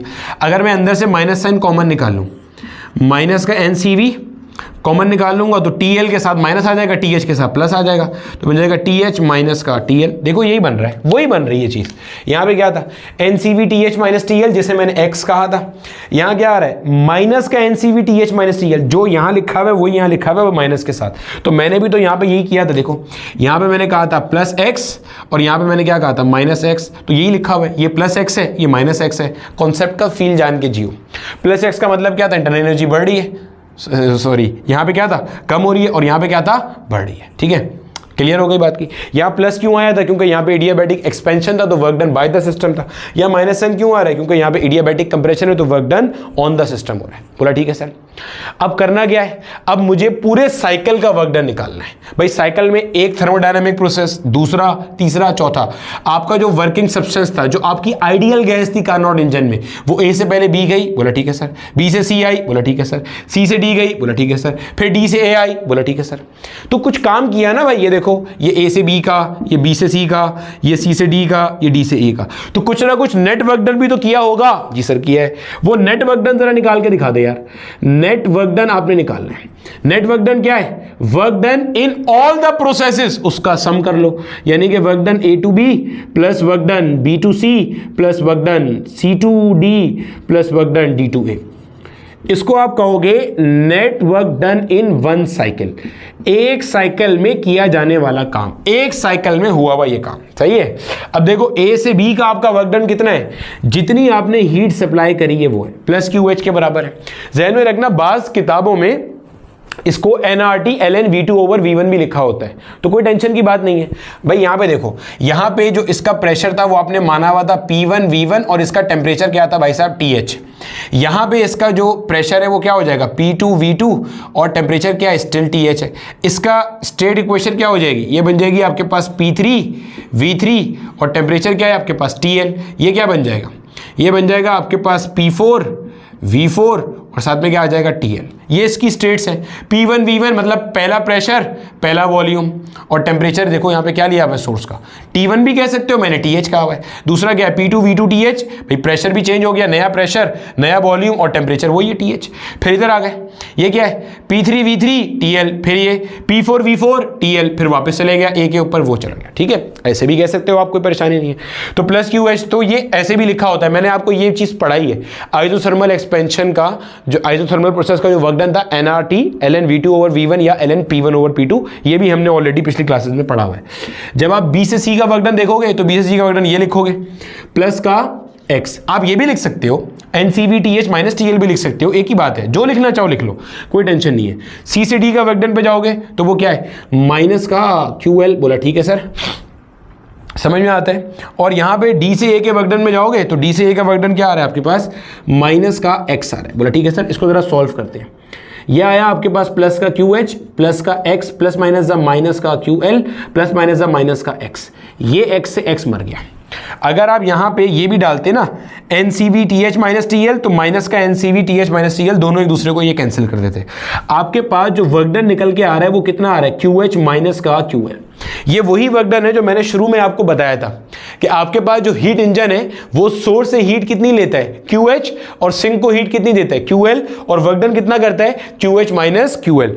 तो work done by the Carnot engine पर cycle comes out to be QH minus QL। अब एक और यहां पे एग्जामिनर सवाल पूछता है, हमें यह बात पता है कि साइक्लिक प्रोसेस में, इसको देख रहे हो, साइक्लिक प्रोसेस के अंदर जो एरिया अंडर द साइकिल होता है, यानी कि ये वाला जो एरिया अंडर द साइकिल नहीं, area enclose in the cycle, मतलब एरिया जो कि इस साइकिल में इनक्लोज हुआ हुआ है। देखो इस साइकिल में जो एरिया इनक्लोज हुआ हुआ है, area enclose in the cycle, यहां लिख रहा हूं मैं, area enclosed in Carnot cycle, ये area enclose in PV diagram, ये बेसिकली बराबर है वर्क डन के, जो कि आपने कैलकुलेट किया है QH minus QL। Area enclose in the PV diagram of Carnot engine is basically the work done in Carnot cycle, जो कि QH माइनस QL के बराबर हैगा। क्लियर है मेरे बच्चे? छाप लो जल्दी से, आगे चलते हैं, एफिशिएंसी की बात करते हैं। तो अभी तक हमने पढ़ा क्या? ये हमारा कार्नोट साइकिल था। कार्नोट साइकिल के अंदर आपका जो इंजन है वो 4 थर्मोडायनामिक प्रोसेस से गुजरता है। आइसोथर्मल एक्सपेंशन होती है पहले स्ट्रोक में, एडियाबैटिक एक्सपेंशन होती है सेकेंड स्ट्रोक में, स्टेट चेंज हो रही है वो लिखी हुई है सारी वहां पे, P1 V1 TH से P2 V2 TH पे गया। फिर एडियाबैटिक एक्सपेंशन में P2 V2 TH से वहां देखते जाओ P3 V3 TL पे गया।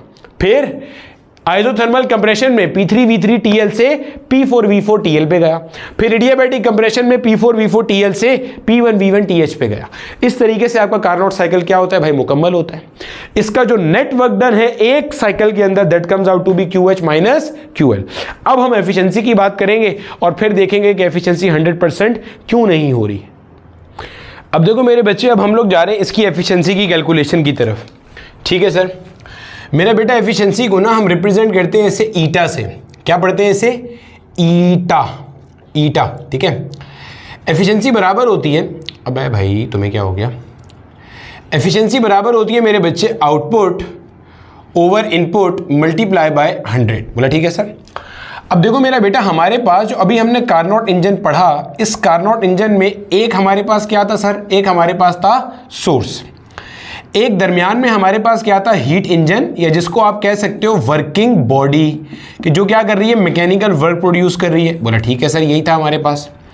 और एक हमारे पास क्या था मेरे बच्चे? एक हमारे पास था सिंक। बोला ठीक है सर, यही था। अब जरा आप रिवाइज करो, हो क्या रहा था, याद करो मेरा बेटा। सोर्स से इनपुट लिया जा रहा था QH। बोला ठीक है सर। सिंक को कुछ आउटपुट दिया जा रहा था, बोला QL। बोला ठीक है सर। और बाकी का जो बचा हुआ था उसका आप क्या कर रहे थे? मैकेनिकल वर्क कर रहे थे। QH माइनस का QL, ये मेरे बच्चे क्या हो रहा था? आपका मैकेनिकल वर्क डन हो रहा था, यही था। अगर मैं आपसे पूछूं कि इनपुट कितना लिया जा रहा है, तो भाई साहब आप बोलोगे ये जो QH है ना सर, ये हमारा है इनपुट। भाई QH, सोर्स से आप कितनी एनर्जी ले रहे हो काम करने के लिए? आप सोर्स से QH एनर्जी ले रहे हो। भाई सोर्स से आप कितनी हीट एनर्जी ले रहे हो? ये इंजन क्या बोल रहा है? ए भाई मुझे QH एनर्जी देना, मैं काम करूंगा। तो ये QH एनर्जी ले रहा है इस इनपुट, और जो आउटपुट है वो ये रहा आपका आउटपुट, ये रहा आपका आउटपुट। आउटपुट क्या है आपका? QH minus QL। सोर्स से एनर्जी कितनी ले रहा है? QH, लेकिन काम QH का नहीं हो रहा। यही तो सेकंड लॉ ऑफ थर्मोडायनामिक्स है। There can be no heat engine that is 100% efficient. यानी कि QH एनर्जी ले तो रहा है इसको बेवकूफ बना के कि भाई मैं QH का काम करूंगा, लेकिन काम QH का नहीं कर रहा, काम QH माइनस QL का कर रहा है। और ये जो QL है, ये जो QL है, ये जो QL है, ये QL वो एनर्जी है जो कि सिंक को दी जा रही है। इसको आप कहते हो यूजलेस आउटपुट। इसको आप क्या कहते हो? इसको आप कहते हो यूजलेस आउटपुट। जैसे जब हम लोग बचपन में क्रिकेट खेलते थे ना, तो गली में एक होता था बीच का बिल्ला, मतलब जो अच्छा खेलने वाला नहीं होता था ना, उसको बीच का बिल्ला बना दिया करते थे। आपको आइडिया होगा, उस बीच के बिल्ले को ये टोपी पहनाई जाती थी कि बेटा तू दोनों तरफ से बैटिंग करना, दोनों तरफ से बॉलिंग करना। वो खुशी खुशी बन जाता था। और फिर अगर वो खेलने में नल्ला होता था, अच्छा नहीं खेलता था, तो उसको दोनों तरफ से गरीब को फील्डिंग करवाते थे। किसी के घर में बॉल चली गई तो बीच का बिल्ला है, तू जा यार कूद के ले आ। बॉल बाहर चली गई तो बीच का बिल्ला ले आ। खिलाते विलाते नहीं थे, वो बेचारे को भगाते रहते थे बस। ये ठीक है, तो ये यूजलेस आउटपुट है, ये वो यूजलेस आउटपुट है। ये देना जरूरी है, क्योंकि अगर आप ये नहीं दोगे तो आपका इंजन ही काम नहीं करेगा भाई। ठीक है, चलो, बीच के बिल्ले को भी खिलाना जरूरी होता था, क्योंकि अक्सर बैट या बॉल उसी का होता था। खैर, अब देखो यार, तो हमारे पास क्या है? एफिशिएंसी क्या? Output upon input multiply by 100। बोला ठीक है सर, ये है आपका useful output. This is your, जो आपको मैकेनिकल एनर्जी चाहिए एज आउटपुट, वो यहीं से मिल रही है। ठीक है सर, आउटपुट क्या है आपके पास? जो वर्क डन हुआ इंजन ने किया। इनपुट क्या है आपके पास? QH। मल्टीप्लाई में क्या आ गया भाई साहब? 100 आ गया। बोला ठीक है sir, this is the formula to calculate the efficiency of a Carnot engine. ठीक है सर, और यहां पे वर्क डन 1 साइकिल का, तो सोर्स से हीट भी 1 साइकिल की रखेंगे आप। ठीक है, वर्क डन क्या होता है भाई? QH माइनस का QL बटे में क्या आ गया? QH, मल्टीप्लाई में क्या आ गया? 100 आ गया। बोला ठीक है सर, अगर मैं यहाँ पे ये LCM को ब्रेक कर दूँ तो क्या बनेगा भाई? QH अपॉन QH माइनस का QL अपॉन QH। बोले सर यही बनेगा। मल्टीप्लाई में क्या आ जाएगा? 100 आ जाएगा। ये और ये चला गया, क्या आंसर आता है? 1 minus QL upon QH multiply by 100। This is the formula to calculate the efficiency of a Carnot engine. एक ये फॉर्मूला है, एक ये फॉर्मूला है, एक अभी थोड़ी देर में और बताता हूँ। This is the formula to calculate the efficiency of Carnot engine. यहां से आप एफिशिएंसी कैलकुलेट करते हो। QL क्या है? वो हीट जो सिंक को डिस्कार्ड की गई है। QH क्या है? वो हीट जो सोर्स से ली गई है। W क्या है? आउटपुट। कौन सा आउटपुट? जो मैकेनिकल में वर्क डन हुआ, यानी कि जो हीट एनर्जी आपकी मैकेनिकल में कन्वर्ट हुई है, that is basically your output. इसको आप ऐसे भी समझ सकते हो ना, ये क्या है? ये वही चीज़ें हैं जो भी पढ़ा रहा था। अगर आपके सिस्टम की एफिशिएंसी 50% है, तो इसका मतलब ये 50% को लिखोगे कैसे? आप बोलोगे 50 अपॉन 100, यानी कि 100, अगर आपके कार्नोट इंजन की एफिशिएंसी 50% है, तो इसका मतलब क्या है? इसका मतलब है 50% का मतलब 100 जूल इसने QH लिया, यानी कि सोर्स से इसने हीट कितनी ली 100 जूल, और वर्क डन कितना किया इसने 50 जूल का। बाकी 50 जूल कहाँ गया, सिंक को चला गया। ठीक है, बाकी 50 जूल क्या हुआ, सिंक को चला गया। अब इसी का एक फॉर्मूला और होता है, और वो एक फॉर्मूला और कहाँ से आता है ये मैं बता देता हूँ। हम ये कहते हैं कि हमारे पास QL/QH जो है वो बराबर है TL/TH के। ये कहाँ से आता है, ये कहा जाता है कि भाई Q directly proportional to T है, यानी कि जितना ज़्यादा किसी बॉडी का टेम्परेचर होगा उतनी ज़्यादा वो हीट क्या करेगा, दे रहा होगा। तो इसका मतलब Q directly proportional to T है। आप बोलोगे जनाब QH/QL will be equal to TL/TH, मतलब यहाँ से आपने ये रिलेशन ड्रॉ कर दिया। ये आसान तरीका है इस रिलेशन को पढ़ने का कि किसी बॉडी का जितना ज़्यादा एब्सोल्यूट टेम्परेचर है वो उतनी ज़्यादा हीट एनर्जी गिव आउट करेगा। तो Q1/Q2 is equal to T1/T2 या QH/QL is equal to TL/TH यहाँ से कर सकते हो। वरना एक और अच्छा तरीका भी है। वो एक और अच्छा तरीका क्या है, वो एक और अच्छा तरीका ये है कि अभी आपने देखा था कि आपका जो कार्नोट इंजन है वो कैसे काम कर रहा है, वो साइक्लिक प्रोसेस में काम कर रहा है। मैंने ये बताया था कि साइक्लिक प्रोसेस में हर उस चीज़ के चेंज की वैल्यू 0 होती है at the start, at the end हर उस चीज़ की वैल्यू 0 होती है जो आपकी स्टेट प्रॉपर्टी है। यानी कि x मेरा बेटा अगर आपकी स्टेट प्रॉपर्टी है तो डेल्टा x आपके पास क्या हो जाएगा, 0 हो जाएगा। क्या मतलब सर, नहीं समझ में आया। जब पूरा साइकिल मुकम्मल हुआ, गौर से सुनना, आफ्टर वन कंप्लीट साइकिल, जब एक पूरा साइकिल, अगर मैं आपसे पूछूं कि change in the pressure of working substance तो 0 आएगा। आपने अभी पीछे कॉपी में कार्नोट साइकिल बनाया होगा ना, पीवी डायग्राम देखो गौर से। आपका कार्नोट इंजन ने वर्किंग शुरू करी थी पॉइंट ए से, वापस घूमकर भी कहां आया, पॉइंट ए पे। तो जो प्रेशर इब्तिदा में था वही आखिर में है। जो वॉल्यूम, सिमिलरली अगर मैं बोलूं भाई after one complete cycle change in volume भी क्या है, 0। Similarly change in internal energy भी क्या है, 0। सिमिलरली चेंज इन टेम्परेचर भी क्या है, 0।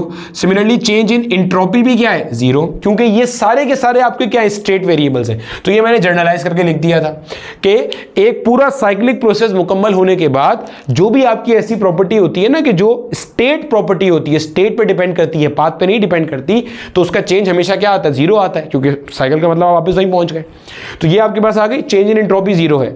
अब आपको याद होगा एंट्रोपी हम कैलकुलेट कैसे करते थे, Q/T से करते थे कि कितनी हीट दी किस टेम्परेचर पर दी, या कितनी हीट ली किस टेम्परेचर पर ली। अब अगर आप गौर से देखो, अगर मैं यहां पे वर्किंग सब्सटेंस की बात करूं, यानी कि अगर मैं यहां पे इंजन की बात करूं, इसकी बात करूं, अब जरा ये कॉन्सेप्ट ना जरा अच्छे से फील करना ताकि आपको ये समझ में आ जाए कि ये कहां से आया है। ठीक है, जितने लोगों को बस इतना ही सीखना है काफ़ी है, बोर्ड लेवल पे तो ये भी काफ़ी है, तो वो 3-4 मिनट आगे स्किप कर सकते हैं। अगर किसी ने कॉन्सेप्ट का फील लेना है तो वो ये 3-4 मिनट देख ले, वरना इतना लिख देना Q directly proportional to T, यहाँ से आपके पास ये आ गया, वो भी सही है, कोई गलत नहीं है वो भी। ठीक है, तो देखो इधर अगर मैं हीट इंजन की बात करूँ, जरा पीछे देखो, भी मैंने जो आपको वर्किंग साइकिल एक बना के भी दिखाया था, आइसोथर्मल एक्सपेंशन, एडियाबैटिक एक्सपेंशन, फिर आइसोथर्मल कंप्रेशन और फिर एडियाबैटिक कंप्रेशन, ये बना के दिखाया था ना। आपका जो वर्किंग साइकिल था वो ऐसे ही कुछ था। इसमें देखो यहां पे हीट आ रही थी QH और यहां से हीट जा रही थी QL, यानी कि अगर मैं आपके हीट इंजन की बात करूं तो हीट इंजन की अगर मैंने नेट चेंज इन एंट्रोपी निकालनी हो, गौर से सुनना, हीट इंजन की अगर मैंने नेट चेंज इन एंट्रोपी निकालनी हो, रिजर्वॉयर्स की बात नहीं कर रहा, सिर्फ उस गैस की बात कर रहा हूं जो आपका वर्किंग सब्सटेंस है, जो कि आपका हीट इंजन है, सिर्फ उसकी बात कर रहा हूं, उसका निकालना हो तो उसने TH टेम्परेचर पर QH हीट ली थी। आपको याद है उसने क्या की थी,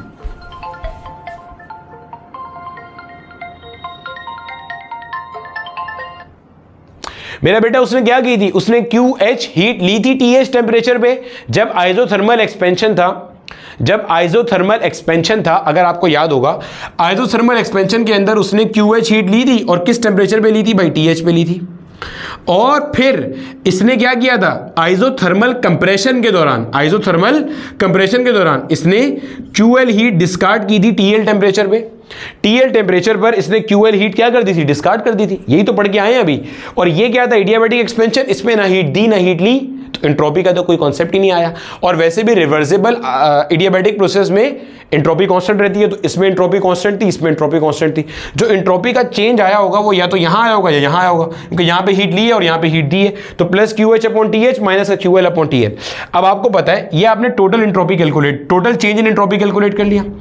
आपको पता है ये चेंज इन एंट्रोपी किसके बराबर आएगा? 0 के बराबर आएगा, क्योंकि साइक्लिक प्रोसेस है। साइक्लिक प्रोसेस में भाई यहाँ से शुरू हुआ था वापस यहीं पे आ गया।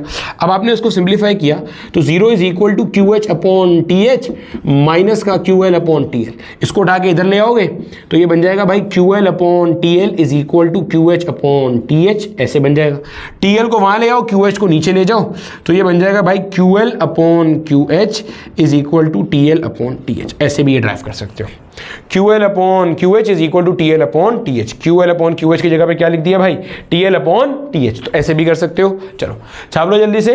अब मैं आपको बता रहा हूं कि हमारे पास एफिशिएंसी 100% क्यों नहीं हो सकती। आपको ये 3 फॉर्मूले ध्यान में रखने हैं। कौन कौन से? 1, 2 और ये वाला एक तीसरा वाला ये रहा।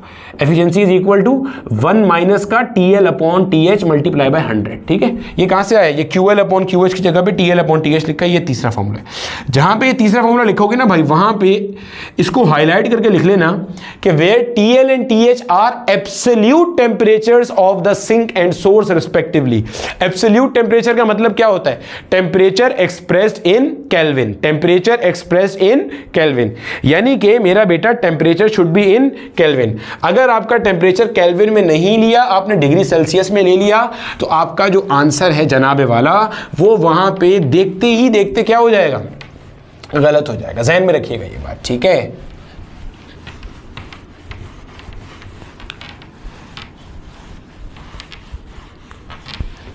चलो अब देखो भैया, अब हम देखने ये लगे हैं कि हमारे पास ना एफिशिएंसी ऑफ द इंजन 100% क्यों नहीं हो सकती। समझिएगा आप जरा, ठीक है।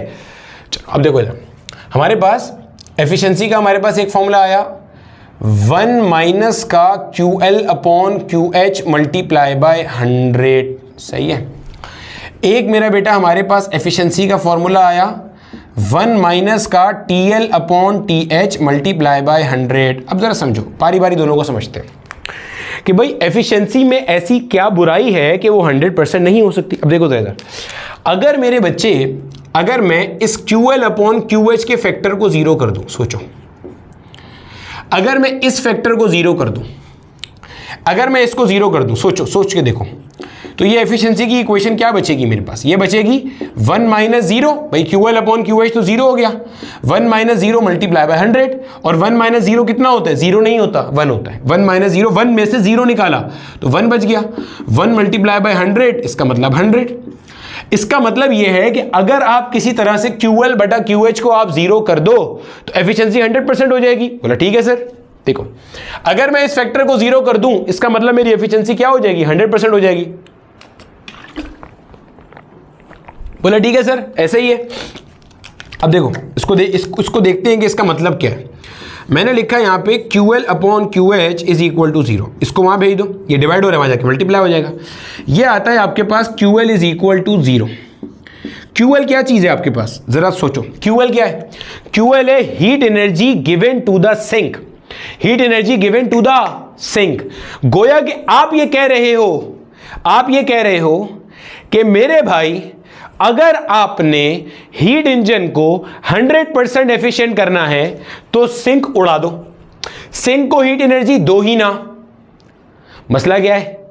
हीट एनर्जी नहीं अगर आप सिंक को दोगे तो आपका वो हीट इंजन एग्जिस्ट ही नहीं कर सकता। हीट इंजन एग्जिस्ट ही नहीं कर सकता। अभी हमने शुरू में एक बात स्टैब्लिश की थी कि भैया हीट इंजन के होने के लिए, हीट इंजन के काम करने के लिए 2 डिफरेंट टेम्परेचर रिजर्वॉयर्स चाहिए होते, एक हाई टेम्परेचर और एक लो टेम्परेचर। हाई से वो हीट लेगा, लो को वो हीट देगा, तब जाके दरमियान में हीट इंजन हीट एनर्जी को मैकेनिकल में कन्वर्ट करेगा। अगर आप गौर से सुनना यहां पे, अगर आप सिंक को गायब कर दो, अगर आप कहते हो भाई सिंक से हाथ झाड़ लिए जाए, सिंक को मार्केट से शार्ट करा दिया जाए, तो इसका मतलब वो हीट इंजन एग्जिस्ट ही नहीं कर सकता। क्योंकि हीट इंजन के होने के लिए, एग्जिस्टेंस के लिए, वर्क करने के लिए बुनियादी कंडीशन क्या है कि there should be a source, there should be a sink, high temperature, low temperature. Heat high से ली जाएगी, लो को दी जाएगी। आप कह रहे हो सिंक गायब कर दो, तो this is practically not possible as this will violate the second law of thermodynamics and heat engine can not exist to operate. इसकी एक बड़ी अच्छी मिसाल है, उर्दू में एक मुहावरा हम इस्तेमाल करते हैं, नमाजें बख्शवाने गए थे रोजे गले पड़ गए। अल्लाह माफ़ करे, वैसे ऐसा कहना नहीं चाहिए, सारी जो आपके इस्लामी शायर हैं उनको फॉलो करना चाहिए, लेकिन ये वो मिसाल है कि आप इंजन की एफिशिएंसी बढ़ाना चाह रहे थे, इंजन की एफिशिएंसी बढ़ाना चाह रहे थे और उसके जवाब में आप जो मशवरा दे रहे हो वो दे रहे हो जिसकी वजह से वो इंजन की डेफिनेशन से बाहर जा रहा है। आप एफिशिएंसी बढ़ाते बढ़ाते उस पॉइंट पर आ गए कि आप हीट इंजन की एग्जिस्टेंस को ही चैलेंज कर दे रहे हो। तो ये प्रैक्टिकली इम्पॉसिबल बात है कि आप QL को जीरो कर दो। ये जीरो कर दिया तो इंजन ही एग्जिस्टेंस खत्म हो गई। इंजन ही एग्जिस्ट नहीं कर सकता भाई, मार्केट से इंजन ही शार्ट हो चुका, तो ये पॉसिबल नहीं है। तो इसका मतलब भाई ये तो नहीं हो सकता। अब ये देख लो भाई, ये क्या है भाई, अगेन अगर मैं यहां पे TL ओवर TH को जीरो कर दूं, सोचो अगर मैं यहां पे TL ओवर TH को जीरो कर दूं तो ये क्या ये क्या रह जाएगा, ये रह जाएगा 1 माइनस, और ये जीरो हो चुका तो ये हो जाएगा एज इट इज। ठीक है, इसका मतलब अगर मैं TL ओवर TH को जीरो कर दूं तो मेरी एफिशिएंसी इंजन की 100% हो जाएगी, गोया जितना वो हीट लेगा सारा वर्क डन कर देगा। लेकिन ये भी मुमकिन नहीं है, क्यों, देखो तो इधर TL over TH is equal to zero का मतलब ये डिवाइड हो रहा है, वहां जाके क्या होगा, मल्टीप्लाई हो जाएगा, यानी कि TL is equal to 0 kelvin. बोला ठीक है सर, समझ में आती है। TL is equal to 0 kelvin का मतलब क्या है, TL is equal to 0 kelvin का मतलब यह है कि सिंक को 0 केल्विन पे रख दो, सिंक को एब्सोल्यूट 0 पे रख दो, यानी कि एक ऐसा सिंक डिजाइन करो, और से सुनना, एक ऐसा सिंक डिजाइन करो जिसका टेम्परेचर एब्सोल्यूट 0 है, 0 केल्विन है। ये पॉसिबल नहीं है। क्यों पॉसिबल नहीं है, क्योंकि आपके कोर्स के अंदर second law of thermodynamics include है, एक इसके बाद भी लॉ है जिसे हम कहते हैं third law of thermodynamics. Third law of thermodynamics ये कहता है कि किसी भी बॉडी का टेम्परेचर आप 0 केल्विन कर ही नहीं सकते। क्यों नहीं कर सकते, देखो किसी बॉडी का टेम्परेचर, मैं आपको समझाने की कोशिश करता हूं, कोर्स में नहीं है आपके, टीचर तो बस इतना ही बता देगा कि भाई ये प्रैक्टिकली नॉट पॉसिबल है, मैं रीजन थोड़ी समझाने की कोशिश कर रहा हूं। किसी भी बॉडी का टेम्परेचर कम करने का तरीका क्या होता है, अगर मान लो यहां पे AC लगा हुआ है तो AC क्या कर रहा होगा, वैसे तो हमारा अगला लेक्चर है ही रेफ्रिजरेटर के ऊपर, और AC is basically a refrigerator heat pump. तो वो क्या करेगा, इस कमरे से हीट एनर्जी निकालेगा तो इसका टेम्परेचर कम हो जाएगा, बस सीधी बात है। मॉलिक्यूल्स की इंटरनल एनर्जी कम होगी तो टेम्परेचर कम हो जाएगा। यानी कि आपने अगर किसी भी जगह का टेम्परेचर कम करना है तो उससे हीट निकाल लो। जैसे खुदा ना खास्ता आपको बुखार हुआ हो तो डॉक्टर कहते हैं ठंडी पट्टियां करो, तो वो क्या कर रहा है, अंदर से हीट एनर्जी बाहर निकाल रहा है। ठंडी पट्टी क्या करेगी, टेम्परेचर डिफरेंस है, आपकी बॉडी गर्म हो रही है, ठंडी पट्टी ठंडी है, तो हीट ट्रांसफर हो रही होगी गर्म से ठंडी की तरफ। तो यहां का आपने हीट एनर्जी कम करनी है, बाहर निकालनी है। तो अब जैसे जैसे टेम्परेचर कम होता जाता है वैसे वैसे हीट एक्सट्रैक्ट करना कि टेम्परेचर मजीद कम हो, यह बहुत डिफिकल्ट होता जाता है। जैसे मान लो आपके पास एक गिलास है पूरा भरा हुआ है, आप उसमें से पानी निकालते जा रहे हो, अब जैसे जैसे पानी उसमें कम होता जाएगा ना, वैसे वैसे मजीद पानी निकालना क्या होगा, मुश्किल होता जाएगा। इसको कहते हैं कूलिंग स्पून एनालॉजी। सर्च करो, ये सब मिल जाएगी आपको चीज़ें। पानी है उसमें, गिलास है उसमें पानी है, जितना पानी कम रह जाएगा ना उतना चम्मच से उसको निकालना क्या होगा, मुश्किल होता जाएगा। अब लोग सर गिलास पलट दें, अबे वो तो एनालॉजी है ना, ये मैं क्या करूँ, कमरे को उल्टा कर दूंगा तो हीट निकल जाएगी, ऐसा तो नहीं हो सकता ना भाई। ठीक है, तो आप किसी भी बॉडी का टेम्परेचर 0 केल्विन अचीव नहीं कर सकते फाइनाइट स्टेप्स के अंदर। आसान भाषा में practically impossible to achieve a temperature of 0 kelvin at any body. जब आप किसी बॉडी पे ये अचीव नहीं कर सकते तो इसका मतलब ये नहीं हो सकता, जब नहीं हो सकता तो इसका मतलब ये भी नहीं हो सकता। अब आप यहां नोट करो, नोट करना अच्छे से। कार्नोट इंजन जो है, डिस्पाइट इतना आइडियल इंजन होने के कि आपने माना फ्रिक्शन नहीं है, आपने माना रिवर्सिबल प्रोसेस है, आपने माना कोई हीट लॉस नहीं हो रहा, आपने माना वर्किंग सब्सटेंस आइडियल गैस है, इन सब के बावजूद आपके पास जो कार्नोट इंजन की एफिशिएंसी है that is not equal to 100%। Getting my point. तो सर कार्नोट इंजन को पढ़ने का फायदा क्या हुआ फिर, ये आपको अगले सवाल में पता चलेगा। अभी एक सवाल करा तो पता चल जाएगा क्या फायदा हुआ आपको अभी। ठीक है, तो कार्नोट इंजन की जो एफिशिएंसी है, और से सुनना, कार्नोट इंजन की जो एफिशिएंसी है वो 100% नहीं हो सकती, नहीं होती। ये दो रीजंस हैं। नंबर एक कि आप सिंक को अगर गायब करोगे तो वो इंजन की बुनियादी डेफिनेशन से ही बाहर निकल जाएगा और हीट इंजन एग्जिस्ट ही नहीं करेगा। सिंक को आप 0 केल्विन पे लेके नहीं जा सकते, तो इसका मतलब आप कहोगे Carnot engine despite an ideal design hypothetical engine, उसकी भी एफिशिएंसी 100% नहीं है। तो सर फिर पढ़ते क्यों है? इसका जवाब हमारे पास है कार्नोट थ्योरम है। ठीक है, इतने से कुछ आप लो जल्दी से। कार्नोट थ्योरम क्या कहता है उससे पहले एक सवाल करेंगे ताकि आपको कार्नोट थ्योरम की ना फील आ जाए, जबरदस्त तरीके से ना आपको फील दिला देंगे, मजा आ जाएगा, टेंशन नहीं लेना। ठीक है भैया, मैं कहता हूं एक सिंपल सा सवाल है, बहुत आसान सा बकरी सा क्वेश्चन है, उसके बाद एक क्वेश्चन और करा दूंगा आपको मैं। देखो जरा, मैं कहता हूं कि भाई आपके पास ना एक कार्नोट इंजन है, एक कार्नोट इंजन है। ये सवाल हम सॉल्व कर लेंगे ना तो कार्नोट थ्योरम में चुटकी बजाते हुए समझ में आ जाएगा। ठीक है, एक कार्नोट इंजन है जो कि काम कर रहा है between two different temperature reservoirs, one at 27 degree Celsius and another one at 327 degree Celsius. कहते हैं भाई इसकी ना एफिशिएंसी निकालो। ये पूरा सवाल लिखा हुआ है कि find the efficiency of a Carnot engine working between two different temperature reservoirs, one at a temperature of 27 degree Celsius and other one at a temperature of 327 degree Celsius. बोला ठीक है सर, निकाल देते हैं। क्या है एफिशिएंसी निकालना? बहुत आसान है भाई, क्या टेंशन है। आपको पता है एफिशिएंसी बराबर है 1 माइनस TL ओवर TH। अब कोई ना कोई बच्चा ये पूछेगा, जहन में आ रहा होगा सवाल, सर आपको कैसे पता चला? सवाल में तो कहीं बताया ही नहीं है इसमें से TL क्या है और TH क्या है। आ रहा है ना जहन में सवाल, लो टेम्परेचर क्या है, हाई टेम्परेचर क्या है। अबे गधे, ठीक है, sorry to use this word. अबे लो टेम्परेचर का मतलब कम टेम्परेचर, हाई टेम्परेचर का मतलब ज्यादा टेम्परेचर। तो इनमें जो लो है वो सिंक का हो जाएगा, जो हाई है वो सोर्स का हो जाएगा। अबे सोर्स से हीट ले रहा है तो जिसका टेम्परेचर ज्यादा होगा उससे हीट ली जाएगी, जिसका टेम्परेचर कम होगा उसको हीट दी जाएगी। तो भाई अब क्या करेंगे एफिशिएंसी के लिए, और 1 माइनस ये हो गया आपका TL, यहां लिख दिया TL, ये हो गया आपका TH, यहां लिख दिया आपका TH 327 मल्टीप्लाई बाय 100। और सॉल्व किया आपने, और सॉल्व करने के बाद सवाल फिर से क्या हो गया, गलत हो गया। अबे सर अब क्यों गलत हो गया? अब इसलिए गलत हो गया, ऐसे ही कॉपी में लिख के काटना ताकि आपको पेपर में याद रहे क्यों गलत हो गया। गलत इसलिए हो गया कि ये जो TL और TH है, ये जो TL और TH है, दीज आर एब्सोल्यूट टेम्परेचर्स। ये कैसे होते हैं भाई साहब? एब्सोल्यूट टेम्परेचर बोले तो इन केल्विन, इन केल्विन।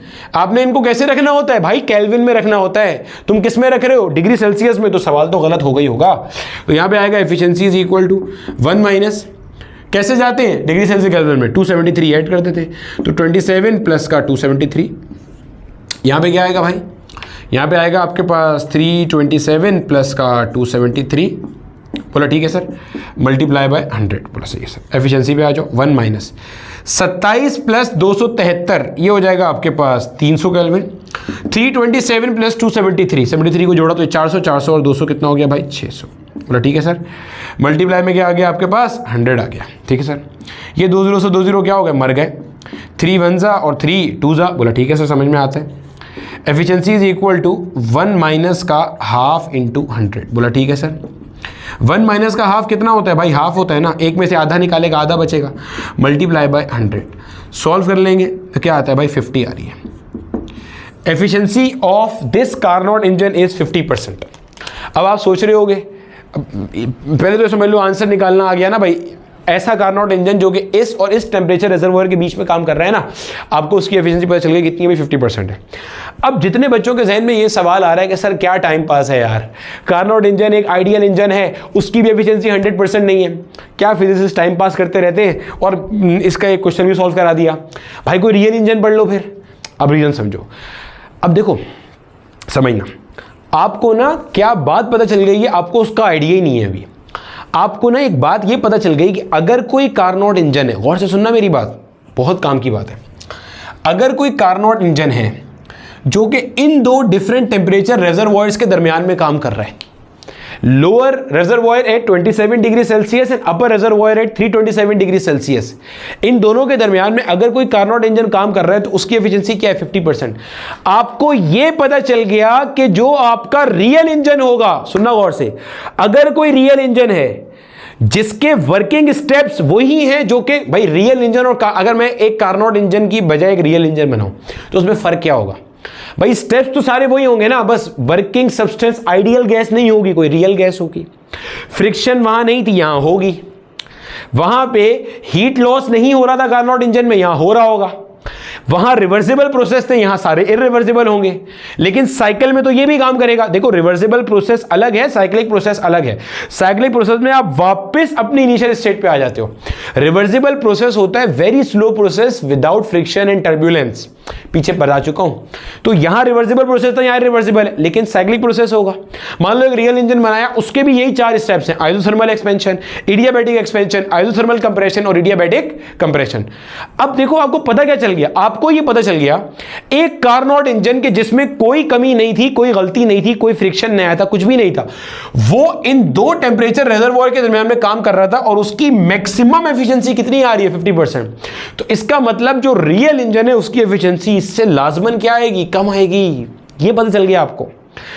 ये है कार्नोट थ्योरम कि एक रियल इंजन कि जिसमें ये सारे डिफेक्ट्स हैं, फ्रिक्शन भी है, टर्बुलेंस भी है, इरिवर्सिबल प्रोसेस भी है, हीट लॉस भी है, इन सब डिफेक्ट्स के साथ जो आपका एक रियल इंजन है उसकी एफिशिएंसी 50% से क्या आएगी, कम आएगी। ज्यादा का तो सवाल ही पैदा नहीं होता, ज्यादा तो कार्नोट इंजन की नहीं आ रही इससे ज्यादा।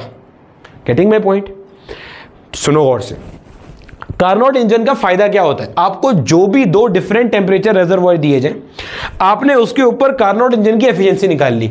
आपको यह पता चल गया कि अगर कोई रियल लाइफ इंजन इन 2 टेंपरेचर रिजर्वॉयर्स के बीच में काम कर रहा होगा तो इसकी एफिशिएंसी किस मैक्सिमम लेवल से कम होगी। तो जैसे अगर कोई रियल इंजन इन 2 टेंपरेचर रिजर्वॉयर के दरमियान में काम कर रहा है और साइंसदान क्लेम करता है कि भाई मेरे इंजन की एफिशिएंसी 60% है, तो यह पॉसिबल नहीं है, क्योंकि इन 2 टेंपरेचर रिजर्वॉयर के दरमियान में काम करने वाले कार्नोट इंजन की एफिशिएंसी 50% है, तो तेरे रियल इंजन की कैसे 60% हो सकती है। Getting my point? This is Carnot theorem. Carnot theorem क्या कहता है, नो रियल इंजन, गौर से सुनना, no real engine can have the efficiency greater than Carnot engine working between the same 2 temperature reservoirs। दुनिया का कोई रियल इंजन पॉसिबल नहीं है that can have efficiency greater than the efficiency of Carnot engine working between the same 2 temperature reservoirs। समझ आया? गोया कि अगर कोई रियल इंजन इन 2 टेंपरेचर रिजर्वॉयर के बीच में काम कर रहा है तो उसका एफिशिएंसी 50% से कम होगा, क्योंकि कार्नोट इंजन का 50% है।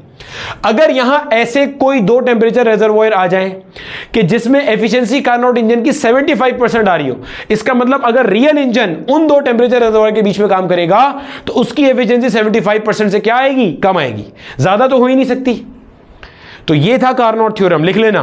कार्नोट थ्योरम में क्या लिखोगे, no real engine can have efficiency greater than the efficiency of a Carnot engine working between the same 2 temperature reservoirs. Clear है, समझ आ गई? तो सेकेंड लॉ ऑफ थर्मोडायनेमिक्स आपको यह भी बताता है कि कितना एफिशिएंट आपका हीट इंजन हो सकता है। छाप लो इसके, 1-2 सवाल करते हैं और फिर आगे चलते हैं। अब देखो मेरे बच्चे, आपके सामने ना मैंने 2 सवाल लिखे हैं और दोनों सवाल डिफरेंट यूनिवर्सिटीज़ में माजी में पूछे जा चुके हैं। पहला सवाल मेरे बच्चे आपसे क्या कहता है, सवाल को गौर से देखो। डिफरेंट मेडिकल यूनिवर्सिटीज़ में पूछा गया आपका जो पहला सवाल है, कहता है हीट इंजन परफॉर्म्स। आपके कोर्स में जब भी आपको हीट इंजन का तस्करा किया जाए ना, तो इसका मतलब वो क्या है, कार्नोट इंजन है। ठीक है सर, हीट इंजन क्या कर रहा है भाई, आपको कह रहा है कि भाई साहब एक हीट इंजन है जो कि परफॉर्म करता है 200 joule of work in each cycle. बोला ठीक है sir, and has an efficiency of 20%। For each cycle of operation how much heat is absorbed यानी कि QH and how much heat is expelled यानी कि QL, ये आपने मालूम करना है। बोला सर कोई मसला ही नहीं है भाई, एफिशिएंसी का फॉर्मूला क्या होता है, output upon input multiply by 100। बोला ठीक है सर। अब देखो एफिशिएंसी कितनी दी है, 20%। अगर देखो परसेंट का मतलब आप यहां पे 100 लगा रहे हो तो फिर ये वाला 100 नहीं लगाना, क्योंकि यही वाला 100 यहां मल्टीप्लाई था, इधर आके डिवाइड हो गया तो 20% बन गया। मैं समझाता हूं क्या बोल रहा हूं। वर्क डन कितना दिया हुआ है आपको, 200 जूल, अपॉन में QH नहीं गिवन। मैं ये कह रहा हूं मेरे भाई, अगर यहां 100 आप लिख रहे हो फॉर्मूले का, तो यहां पे आप फिर 20/100 नहीं लिखोगे, यही 100 यहां था जो यहां आ गया, या यहां वाला ही यहां जाके 20% बन जाएगा। बोला ठीक है, समझ में आता है। एक जीरो से एक जीरो यहाँ पे क्या हो गया आपका, मर गया। ठीक है सर, QH को वहाँ ले जाओ और 2 को नीचे ले आओ।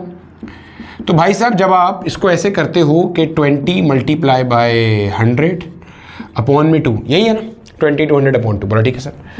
2 1 और 2 10 10 को आपने 100 से मल्टीप्लाई कर दिया तो क्या हो गया आपके पास 1000 जूल। यानी कि कितनी हीट इसने एब्जॉर्ब करी, 1000 जूल इसने हीट क्या करी भाई साहब, एब्जॉर्ब करी। आसान सवाल देख रहे हो, how much heat is expelled, भाई कितनी हीट एक्सपेल करी है, आजा भाई देख ले। W बराबर है किसके, QH माइनस QL के, बोला ठीक है सर, समझ में आती है यहाँ तक की बात। अब जब आप वर्क डन की बात करोगे या W की बात करोगे तो W यहाँ पे कितना गिवन है, 200 जूल है, और QH कितना आया भाई, 1000 जूल आया, बोला ठीक है सर। और QL ये तो आपने कैलकुलेट करना है, इसको वहाँ ले जाओ और इसको यहाँ ले आओ, क्या बनेगा, बनेगा भाई QL is equal to 1000 minus का 200। ठीक है भाई, तो क्या आ गया आंसर, 800 जूल आ गया। ठीक है सर, समझ में आता है। यानी कि हीट एक्सपेल कितनी करी है, 800 जूल। 1000 जूल इसने हीट ली, 800 जूल इसने एक्सपेल कर दी, और 200 जूल का इसने क्या किया भाई, काम कर दिया। बोलो सर समझ में आता है, कोई परेशानी वाली बात यहां तक हमारे पास नहीं है। सही है। अगर आपसे वो पूछ ले कि भाई हॉट रेजर्वॉयर और कोल्ड रेजर्वॉयर यानी कि सोर्स और सिंक के टेम्परेचर का रेशो भी बता दो, तो वो भी आप बता सकते हो। कैसे बताओगे, बोलोगे भाई QH upon QL is equal to TH upon TL, ये रेशो आ जाएगा यहाँ से। तो QH आपके पास कितना था, 1000 था, और QL आपके पास कितना है, QL आपके पास 800 है। ये और ये 2 मर गए, 2 के टेबल से काटेंगे, 2 5 10 होता है और 2 4 क्या होता है 8, तो 5:4 रेशो आ रहा है किसका, TH अपॉन TL का। ऐसा भी पूछ सकता है। ठीक है, चलो पहला सवाल जो है ना इसको कॉपी कर लो। अगले सवाल के लिए मुझे ऊपर वाली जगह भी चाहिए होगी, क्योंकि मैं इसकी एक वेरिएशन आपको और बताऊंगा। सवाल देखो, सवाल माजी में पंजाब के ECAT में पूछा गया है और नस यूनिवर्सिटी में भी पूछा जा चुका है। कहता क्या है, कहता यह है आपके पास कि जनाबे वाला low temperature reservoir of Carnot engine is at 27 degree Celsius. यहीं पे रुक जाओ। लो टेम्परेचर रेजर्वॉयर का मतलब क्या होता है भाई, TL की बात कर रहा है, सिंक की बात कर रहा है। कितना हो गया भाई, 27 डिग्री सेल्सियस। आपने इसे कन्वर्ट करना है केल्विन में, तो 27 में आपने 273 को जोड़ दिया तो क्या आता है भाई 300 केल्विन। अब आगे चलते हैं। कह रहा है low temperature reservoir of Carnot engine is at 300 kelvin and has an efficiency of 40%। इसका एफिशिएंसी क्या है, 40% है। कहते हैं it is desired to increase the efficiency to 50%। कह रहा है आपने 50% तक इसकी एफिशिएंसी को बढ़ाना है। अब जरा मैं इस हिस्से को मिटाने लगा हूं, ठीक है। चलो अब देखो मेरे बच्चे, जो कार्नोट इंजन की एफिशिएंसी है ना वो डिपेंड करती है temperature difference of the source and sink पर। किस पे डिपेंड करती है भाई, temperature difference of the source and sink पर। अभी आपको ना समझाते हैं, मजा आएगा। देखो मेरा बेटा, अगर आप एफिशिएंसी का फॉर्मूला देखोगे ना, तो एफिशिएंसी का जो फॉर्मूला आपने पढ़ा था वो क्या था, 1 minus TL upon TH multiply by 100। बोला ठीक है सर, यही था। अगर मैं TH को वहां ले जाऊंगा तो क्या बनेगा, ये बनेगा भाई साहब TH माइनस का TL और बटे में क्या आ जाएगा TH, साथ में क्या आएगा मल्टीप्लाई बाय 100।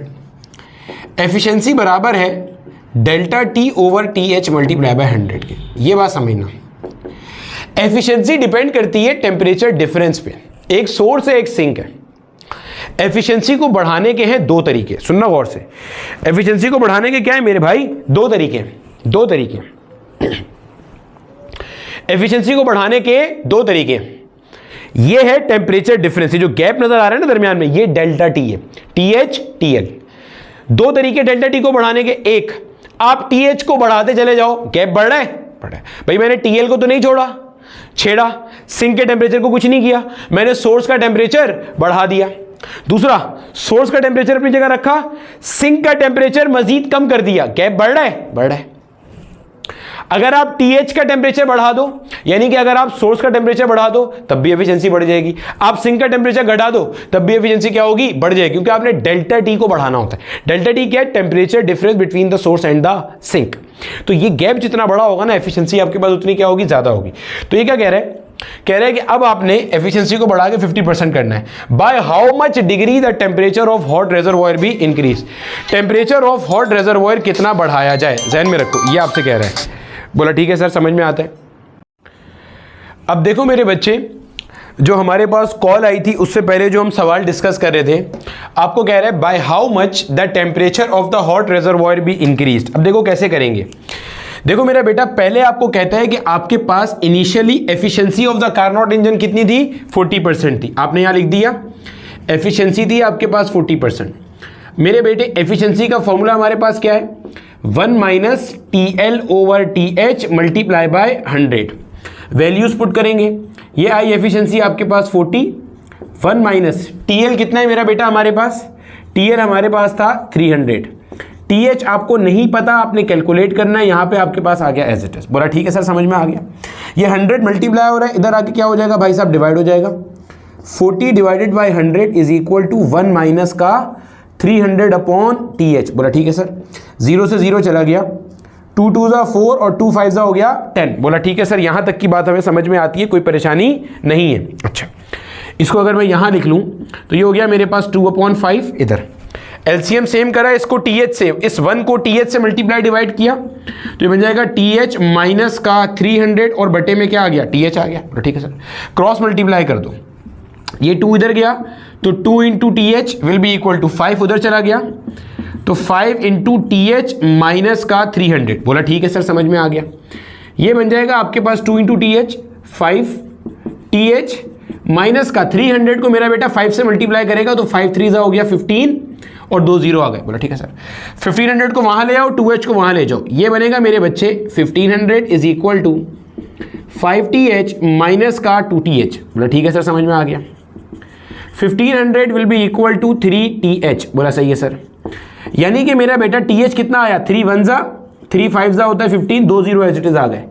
यानी कि मेरा बेटा आपके पास temperature of the source, high temperature reservoir का आपके पास टेम्परेचर कितना आया, सोर्स का टेम्परेचर कितना आया, 500 केल्विन आया। यानी कि ये जो आपका इंजन है कि जिसकी एफिशिएंसी 40% है, इसमें सोर्स आपके पास कहां पे है मेरा बेटा, सोर्स आपके पास है 500 केल्विन पर और सिंक आपके पास कहां पे है, सिंक आपके पास क्या है 300 केल्विन पर। आप चेक भी कर सकते हो, आप इस फॉर्मूले में वैल्यूज डालो, यहां पे डालो 300, यहां पे डालो 500, 300 500, 2 0 से 2 0 मर जाएंगे, 1 माइनस 3/5 सॉल्व करोगे 2/5 होगा, 2/5 को आप 100 से मल्टीप्लाई करोगे, आंसर आएगा 40। यानी कि आपने यहां तक सही काम किया। अब क्या कह रहा है, कह रहा है आपने एफिशिएंसी को बढ़ा के कितना करना है, 50% करना है। यानी कि कह रहे हैं कि एफिशिएंसी को बढ़ा के क्या करना है, eta2 जो आपकी रिक्वायरमेंट है दैट इज 50%। अब मैंने बताया था एफिशिएंसी को बढ़ाने का 2 तरीका, मतलब काम एक ही है, 2 तरह से किया जा सकता है। ये है आपका गैप डेल्टा टी, या तो आप TH बढ़ा दो या आप TL कम कर दो। सवाल में जो कह रहे हैं हमें वही करना होगा। आपको कहता है by how much degree the temperature of hot reservoir be increase. आपको कह रहा है आपको TH कितना बढ़ाना चाहिए कि ये हो जाए। इसका मतलब वो सोर्स का टेम्परेचर बढ़ाने की बात कर रहा है। इसका मतलब जो सिंक का टेम्परेचर है वो नहीं छेड़ा जाएगा। सिंक का टेम्परेचर अभी भी कितना रहेगा, पुराने वाला ही रहेगा। आपको नया टेम्परेचर चाहिए, किसका, सोर्स का। बोला ठीक है सर। एफिशिएंसी का फॉर्मूला क्या है, 1 माइनस का TL/TH मल्टीप्लाई बाय 100। यहां आके आपने लिखा 50, यह आया आपके पास 1 माइनस TL कितना है 300 और ये आया आपके पास क्या TH, यहां पे आपके पास क्या आ गया 100। बोला ठीक है सर, ये नया TH है। नया TH इस एफिशिएंसी के लिए जो कि पहले वाले से ज्यादा होगा, यकीनन ज्यादा होगा। भाई एफिशिएंसी अगर आपने बढ़ानी है तो टेम्परेचर डिफरेंस तो बढ़ाना होगा। अगर पहले वाले का इससे टेम्परेचर डिफरेंस देखो तो 200 है, अब एफिशिएंसी ज्यादा है तो इसका मतलब टेम्परेचर डिफरेंस ज्यादा होगा। टेम्परेचर डिफरेंस ज्यादा के लिए आपको TH बढ़ाना होगा, तो इसका मतलब जो नया TH आएगा वो पहले वाले से कैसा होगा, ज्यादा होगा ना मेरे भाई। सही है। अब देखो इधर 1 0 से 1 0 मर गया। बोला ठीक है सर, 10 को वहां बेच के डिवाइड कर दे, ये हो जाएगा 5 divided by 10 will be equal to 1 minus 300 बटे में क्या आ गया आपके पास TH आ गया। बोला ठीक है सर, 5 1 जा और 5 2 जा। बोला ठीक है सर, ये हो गया आपके पास 1/2 इज इक्वल टू 1 माइनस का 300 बटे में क्या आ गया आपके पास TH। बोला ठीक है सर, समझ में आता है। इस 1/2 को वहां ले जाओ, इसको यहां ले आओ, ये आ गया आपके पास 300 divided by TH is equal to 1 minus का हाफ। बोला ठीक है सर, एक में से आपने आधा निकाला तो क्या बच गया, आधा बच गया। बोला ठीक है सर, क्रॉस मल्टीप्लाई करो, 2 को इधर भेज दो, उसको वहां भेज दो। TH प्राइम आता है 300, 2 जा कितना आता है आपके पास 600 केल्विन। यानी कि मेरा बेटा अगर आप अपने सोर्स का टेम्परेचर 600 केल्विन कर दो, जहन में रखना, अरे भैया क्या चुभ रहे हैं बार बार, अगर आप अपने सोर्स का टेम्परेचर 600 केल्विन कर दो और सिंक का टेम्परेचर आपका कितना हो, 300 केल्विन हो, तो इस केस में एफिशिएंसी कितनी हो जाएगी, 50% हो जाएगी। करके चेक कर लो। ईटा का फॉर्मूला क्या है, 1 - TL/TH। TL को रखो 300, TH को रखो आप 600। सॉल्व करोगे आंसर क्या आएगा, 50% आएगा। बोला ठीक है सर, ये बात भी हमें अच्छे तरीके से समझ में आती है, कोई मसला नहीं है। अब इसने क्या कहा था, इसने कहा था bye how much degree the temperature of hot reservoir be increase. आपने कितना टेम्परेचर बढ़ाना है, इसका मतलब बाद में जो TH की वैल्यू आई है इसको माइनस कर दो जो पहले TH की वैल्यू थी। बाद में TH की वैल्यू कितनी आई है, 600 केल्विन। पहले TH की वैल्यू कितनी थी, 500 केल्विन। इसका मतलब आंसर क्या आया, 100 केल्विन। इसका मतलब अगर आप अपने सोर्स का टेम्परेचर 100 केल्विन बढ़ा दो, 100 डिग्री सेल्सियस बढ़ा दो, तो क्या होगा, आपके पास एफिशिएंसी 40% से बढ़ के क्या हो जाएगी, 50% हो जाएगी। ये था मेरा बेटा ये सवाल जो आपने हल किया। अब यही सवाल अगर वो ऐसे पूछता, सुनना गौर से, bye how much degree the temperature of low reservoir या कोल्ड रेजर्वॉयर भी डिक्रीज। सुनना गौर से, कॉन्सेप्ट का फील दो। आपको ये बात तो समझ में आ गई ना कि ये डेल्टा टी है, TH को ऊपर लेके जा रहे हैं तब भी डेल्टा टी बढ़ रहा है, एफिशिएंसी बढ़ रही है। मैंने कहा था अगर TL को कम करेंगे तब भी क्या होगा, डेल्टा टी बढ़ेगा और एफिशिएंसी क्या होगी, बढ़ेगी। तो अगर वो कहता bye how much degree the temperature of cold reservoir भी डिक्रीज, तो क्या करते, यहां तक का काम आपके पास एज इट इज रहता। ये सब करने के बजाय आप क्या करते, आप बोलते भाई एफिशिएंसी को आपने कितना करना है, 50% करना है। अब आप TH को फिक्स रखते, ये मैं अपनी तरफ से एक सवाल बना के खुद से करा रहा हूं, bye how much degree the temperature of cold reservoir भी डिक्रीज। TH को जो आपने पहले निकाला था ना वही रखते, अब आप TH को चेंज नहीं करते, अब आप क्या करते, अब आप नया TL कैलकुलेट करते, क्योंकि वो कह रहा है कोल्ड रेजर्वॉयर का टेम्परेचर आप घटा के बताओ। अब बोलो भाई कोई मसला नहीं है, efficiency is equal to 1 - TL/TH multiply by 100। और यहां पे आपकी एफिशिएंसी कितनी है, नई एफिशिएंसी आप चाहते हो भाई 50। भाई 1 0 से 1 0 मर गया, बोला ठीक है सर, 10 को उधर ले जाएंगे तो 5 / 10 इज इक्वल टू 1 - का TL/500। बोला ठीक है सर, ये बात भी समझ में आ गई। 5 1 और ये 2 बोला ठीक है सर, समझ में आता है। 1/2 इज इक्वल टू 1 - का TL/500। बोला ठीक है सर, समझ में आता है। इसको वहां ले जाओ, इसको यहां ले आओ, क्या बनेगा, TL'/500, ये 500 है। बोला ठीक है सर, इज इक्वल टू 1 - का 1/2। बोला ठीक है सर, सॉल्व करेंगे तो क्या हो जाएगा, 1/2 हो जाएगा। बोला ठीक है सर, इस 2 को वहाँ, बल्कि 2 को नहीं लेके जाओ, 500 को वहाँ ले जाओ। तो मेरा बेटा आपके पास TL' कितना आ रहा है, 500 / 2 आ रहा है। भाई ये 500 वहाँ जाएगा। बोला ठीक है सर, तो TL' कितना आ रहा है आपके पास, 250 केल्विन आ रहा है। अब आप देखो ज़रा, समझो यहाँ से ना, कॉन्सेप्ट का फील लो अच्छे तरीके से। आपने सीखा क्या है, देखो पहले आपके पास सिंक का टेम्परेचर कितना था, 300 केल्विन, अब कितना कर दिया, 250 केल्विन। गोया कि आपने सिंक का टेम्परेचर कम कर दिया ताकि एफिशिएंसी बढ़ जाए। पहले 300 केल्विन था तो उस पर एफिशिएंसी थी 40%, अब कम कर दिया 50 केल्विन मजीद। अगर आपको बोला जाए कि कितना टेम्परेचर कम हुआ तो भाई डिफरेंस निकाल लो। बाद में कितना था, 250, पहले कितना था 300, तो आपने बोला भाई 250 माइनस का 300, सॉल्व किया तो क्या आया भाई, माइनस का 50 केल्विन। बोला ठीक है सर, समझ में आया। यानी कि आपने सिंक का टेम्परेचर 50 केल्विन रिड्यूस कर दिया। सिंक का टेम्परेचर आपने 50 केल्विन रिड्यूस कर दिया ताकि एफिशिएंसी क्या हो, आपके पास बढ़ जाए। तो ये बताने का मकसद था। फील आया? एफिशिएंसी को 40 से 50% दो तरह से लेके जा सकते हैं, या तो आप सोर्स का टेम्परेचर बढ़ा दो 100 केल्विन, या सिंक का टेम्परेचर कम कर दो कितना, 50 केल्विन। क्लियर है? छाप लो जल्दी से। आखिरी की छोटी सी बात करते हैं और उसके बाद अपना लेक्चर जो है ना वो खात्मे की तरफ लेके जाते हैं। जो आखिरी की छोटी सी बात है ना मेरे बच्चे, वो क्या है, वो ये है कि सिंक को हीट रिजेक्ट करना ज़रूरी है ही क्यों। अभी तक हमने इसका फील तो ले लिया, लेकिन एक और तरह से अब हम इस कॉन्सेप्ट का ना फील लेते हैं कि आखिर हमें सिंक को हीट देने की ज़रूरत ही क्या है। बगैर सिंक को हीट दिए, जो हम कहते हैं सेकेंड लॉ ऑफ थर्मोडायनेमिक्स के अकॉर्डिंग कि भाई साहब आप दुनिया में कोई भी इंजन नहीं बना सकते जो कि 100% एफिशिएंट होगा। तो ऐसा क्यों नहीं हो सकता, क्या प्रॉब्लम है? क्या दिक्कत है भाई, क्या दुश्वारी है, इसको एक और तरह से समझते हैं। बहुत सारी तरह से तो हमने अभी भी समझ लिया, लेकिन अभी ना आपको कॉन्सेप्ट का ना एक ज़बरदस्त वाला ना फीलर आने वाला है कि भाई ऐसा क्यों नहीं हो सकता, समझना। देखो इधर मेरा बेटा, जब हमने हमारा, अच्छा जितने लोग बोर्ड लेवल के लिए पढ़ रहे हैं या जिन लोगों ने इससे प्रीवियस वाले लेक्चर का कॉन्सेप्ट नहीं पढ़ा हुआ ना, एंट्रोपी वाला, वो छोड़ के जा सकते हो, ठीक है। बाकी के लोग देख लो।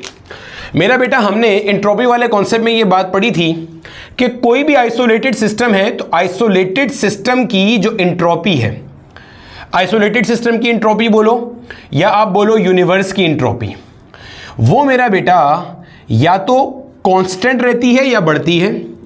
सिमिलरली आपके पास जो change in entropy of the universe होता है that is greater than equal to zero. यानी कि आप ये कहते हो कि दुनिया में कोई भी प्रोसेस होगा रियल लाइफ में तो उसकी वजह से कायनात की एंट्रोपी का जो चेंज है वो पॉजिटिव होगा, यानी कि एंट्रोपी बढ़ेगी। और अगर कोई भी रिवर्सिबल प्रोसेस होगा दुनिया में तो उसकी वजह से जो यूनिवर्स की एंट्रोपी का चेंज है वो कैसा होगा, जीरो होगा। यानी कि change in entropy of the universe is zero, negative नहीं हो सकती। यानी कि आप अगर आप बोलो कि दुनिया में कोई ऐसा प्रोसेस हो रहा है कि जिसकी वजह से कायनात की एंट्रोपी कम हो रही है या कायनात की एंट्रोपी का चेंज नेगेटिव आ रहा है, एक ही बात है ना, कायनात की एंट्रोपी कम हो रही है तो इसका मतलब चेंज नेगेटिव आएगा, क्योंकि फाइनल छोटा है इनिशियल बड़ा है, तो final minus initial will give you a negative value. तो आप बोलोगे कोई ऐसा प्रोसेस पॉसिबल नहीं है, नो सच प्रोसेस एग्जिस्ट। ये सेकंड लॉ ऑफ थर्मोडायनेमिक्स की एंट्रोपी स्टेटमेंट है कि no such process exist whether reversible और इरिवर्सिबल। दुनिया में कोई ऐसा प्रोसेस मुमकिन ही नहीं है कि जो कायनात की एंट्रोपी को कम कर सके। यहां कायनात की बात हो रही है, आइसोलेटेड सिस्टम की, जिसमें सिस्टम और सराउंडिंग सब आ जाता है, ठीक है। बोला ठीक है, इसकी डिटेल मैंने इससे प्रीवियस लेक्चर में बहुत तफसील से दी हुई है। अब अगर मैं कार्नोट इंजन की बात करूं, सुनना गौर से, कॉन्सेप्ट का ना फील आ रहा है। अगर हम कार्नोट इंजन की बात करें, मान लो इस पूरी धरती पे सिर्फ कार्नोट इंजन एग्जिस्ट करता है और कुछ नहीं है, तो कार्नोट इंजन के जो पार्ट्स हैं वो क्या क्या हैं? एक है जनाब कार्नोट इंजन का सोर्स, बोला ठीक है सर। एक है जनाब कार्नोट इंजन का सिंक, बोला ठीक है सर।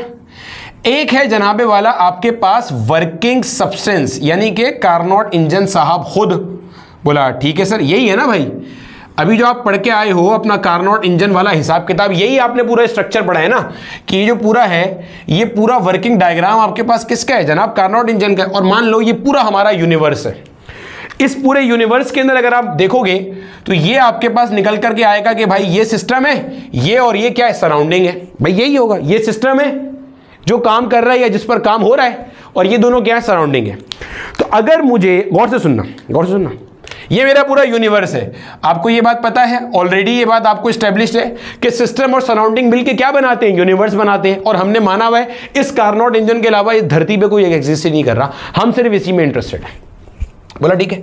अगर मैं कहूं कि हमारे पास, और ये सारा का सारा प्रोसेस कैसा है? Reversible cyclic process. अभी रिवर्सिबल भी बताऊंगा, टेंशन नहीं लो। आपको ये बात पता है कि जनाब डेल्टा एस यानी कि change in entropy of the universe is zero. किसके लिए? रिवर्सिबल प्रोसेस के लिए। अगर रिवर्सिबल प्रोसेस है तो उसके लिए change in entropy of the universe कैसा होता है? जीरो होता है। बोला ठीक है सर। इसको मैं लिख सकता हूं कि delta S of the system plus delta S of the surrounding is equal to zero. यही होगा, लाजमी सी बात है, यही होगा। बोला ठीक है सर, समझ में आते, आगे चलें। अच्छा, अब आप देखो, ये जो वर्किंग सब्सटेंस है, क्या मैं कह सकता हूं ये कार्नोट साइकिल पे काम कर रहा है? ये जो वर्किंग सब्सटेंस है कार्नोट इंजन, ये कार्नोट साइकिल पे काम कर रहा है। और किसी भी साइक्लिक प्रोसेस के अंदर चेंज इन एंट्रोपी क्या होती है? जीरो होती है। क्यों? क्योंकि वो साइकिल पे काम कर रहा है। जिस स्टेट से शुरू होगा at the end of cycle उसी स्टेट पे आ जाएगा। इसका मतलब change in entropy of the system is always zero over here. भाई सिस्टम की एंट्रोपी का चेंज तो हमेशा ही क्या होगा? जीरो। बोला ठीक है सर। अब देखो इधर, इस सोर्स से हीट एनर्जी निकल के गई इसके पास QH, और इसने इसको हीट एनर्जी दी मान लो QL। बोला ठीक है सर। सोर्स का टेम्परेचर है TH, सिंक का टेम्परेचर है TL। बोला ठीक है सर। अब देखो इधर, सिस्टम का जो चेंज इन एंट्रोपी है वो तो आपके पास क्या है? जीरो है। क्यों? क्योंकि वो साइक्लिक प्रोसेस पे काम कर रहा है, अभी देखा भी था हमने। अब हमने change in the entropy of the surrounding calculate करना है। सराउंडिंग की एंट्रोपी का जो चेंज है वो क्या बनेगा, अगर मैं सोर्स का लिखूं, गौर से देखना, अगर मैं सोर्स का लिखता हूं तो सोर्स का क्या बनेगा, माइनस का QH अपॉन TH। क्यों, क्योंकि ये जो सोर्स है ये एक रेजर्वॉयर है जो कि हीट लूज कर रहा है, और जब हीट लूज की जाती है तो उसका एंट्रोपी नेगेटिव होता है। जो बॉडी हीट लूज करती है उसका एंट्रोपी चेंज नेगेटिव आता है। बोलो ठीक है सर। ये हीट गेन कर रहा है तो इसका एंट्रोपी क्या होगा, प्लस का QL upon TL should be equal to 0। Reversible process के लिए this should be equal to 0। बोला ठीक है सर, यहां तक समझ में आ गया। अब समझाना क्या चाह रहे हैं समझो, अभी मिसाल से आपको बात समझ में आएगी, कॉन्सेप्ट का फील आएगा। फॉर एग्जांपल, मेरे पास एक कार्नोट इंजन है जो कि काम कर रहा है, और जो रिजर्वॉयर के टेम्परेचर है ना वो है 100 केल्विन और 400 केल्विन। फील लेना जरा, 100 केल्विन और 400 केल्विन। और इसने सोर्स से जो हीट ली, यानी कि ये जो हीट जा रही है इसके पास, ये मान लो जा रही है आपके पास मिसाल के तौर पे 1000 जूल। ठीक है, कितनी हीट जा रही है, 1000 जूल हीट जा रही है, यानी कि सोर्स से हीट ले रहा है 1000 जूल। बोला ठीक है सर। जरा एंट्रोपी कैलकुलेट करो। सोर्स की एंट्रोपी अगर मैं कैलकुलेट करता हूं तो सोर्स की एंट्रोपी होगी माइनस का QH upon 2H, TH, sorry 2H बोल रहा हूं, माइनस का QH अपॉन TH, सोर्स की एंट्रोपी, रिजर्वॉयर, क्योंकि वो हीट लूज कर रहा है। बोला ठीक है सर। तो माइनस QH कितना लिया इसने, 1000। बोला ठीक है सर। अब देखो TH कितना है आपके पास, TH ये बड़ा टेम्परेचर है, यानी कि 400। बोला ठीक है सर। 2 0 से 2 0 मर गए, 10/4। 4 के टेबल से तुम इसको काटोगे तो 4 1 जा 4 2 जा 8, माइनस का 2.5 आ रहा है। गोया के सोर्स की इंट्रोपी क्या आ रही है, माइनस 2.5 जूल पर केल्विन। सोर्स की इंट्रोपी आ रही है माइनस का 2.5 पर केल्विन, जूल पर केल्विन। माइनस की 2.5 आ रही है आपके पास किसकी इंट्रोपी जनाब, सोर्स की इंट्रोपी आ रही है माइनस 2.5। अगर आप यहां पे सिंक की एंट्रोपी देखते हो, अगर आप यहां पे किसकी एंट्रोपी चेक करते हो, सिंक की एंट्रोपी देखते हो, तो सिंक हीट गेन कर रहा है, क्या बनेगा, QL अपॉन TL, यही बनेगा। और आपको पता है कि this should be equal two plus 2.5। ये बात समझ आ रही है। इसकी एंट्रोपी कितनी होनी चाहिए, प्लस 2.5। क्यों सर, भाई देख, अगर इसकी एंट्रोपी माइनस 2.5 है तो यहां पे क्या आएगा कि ऐड होकर 0 हो जाए, प्लस 2.5 आएगा।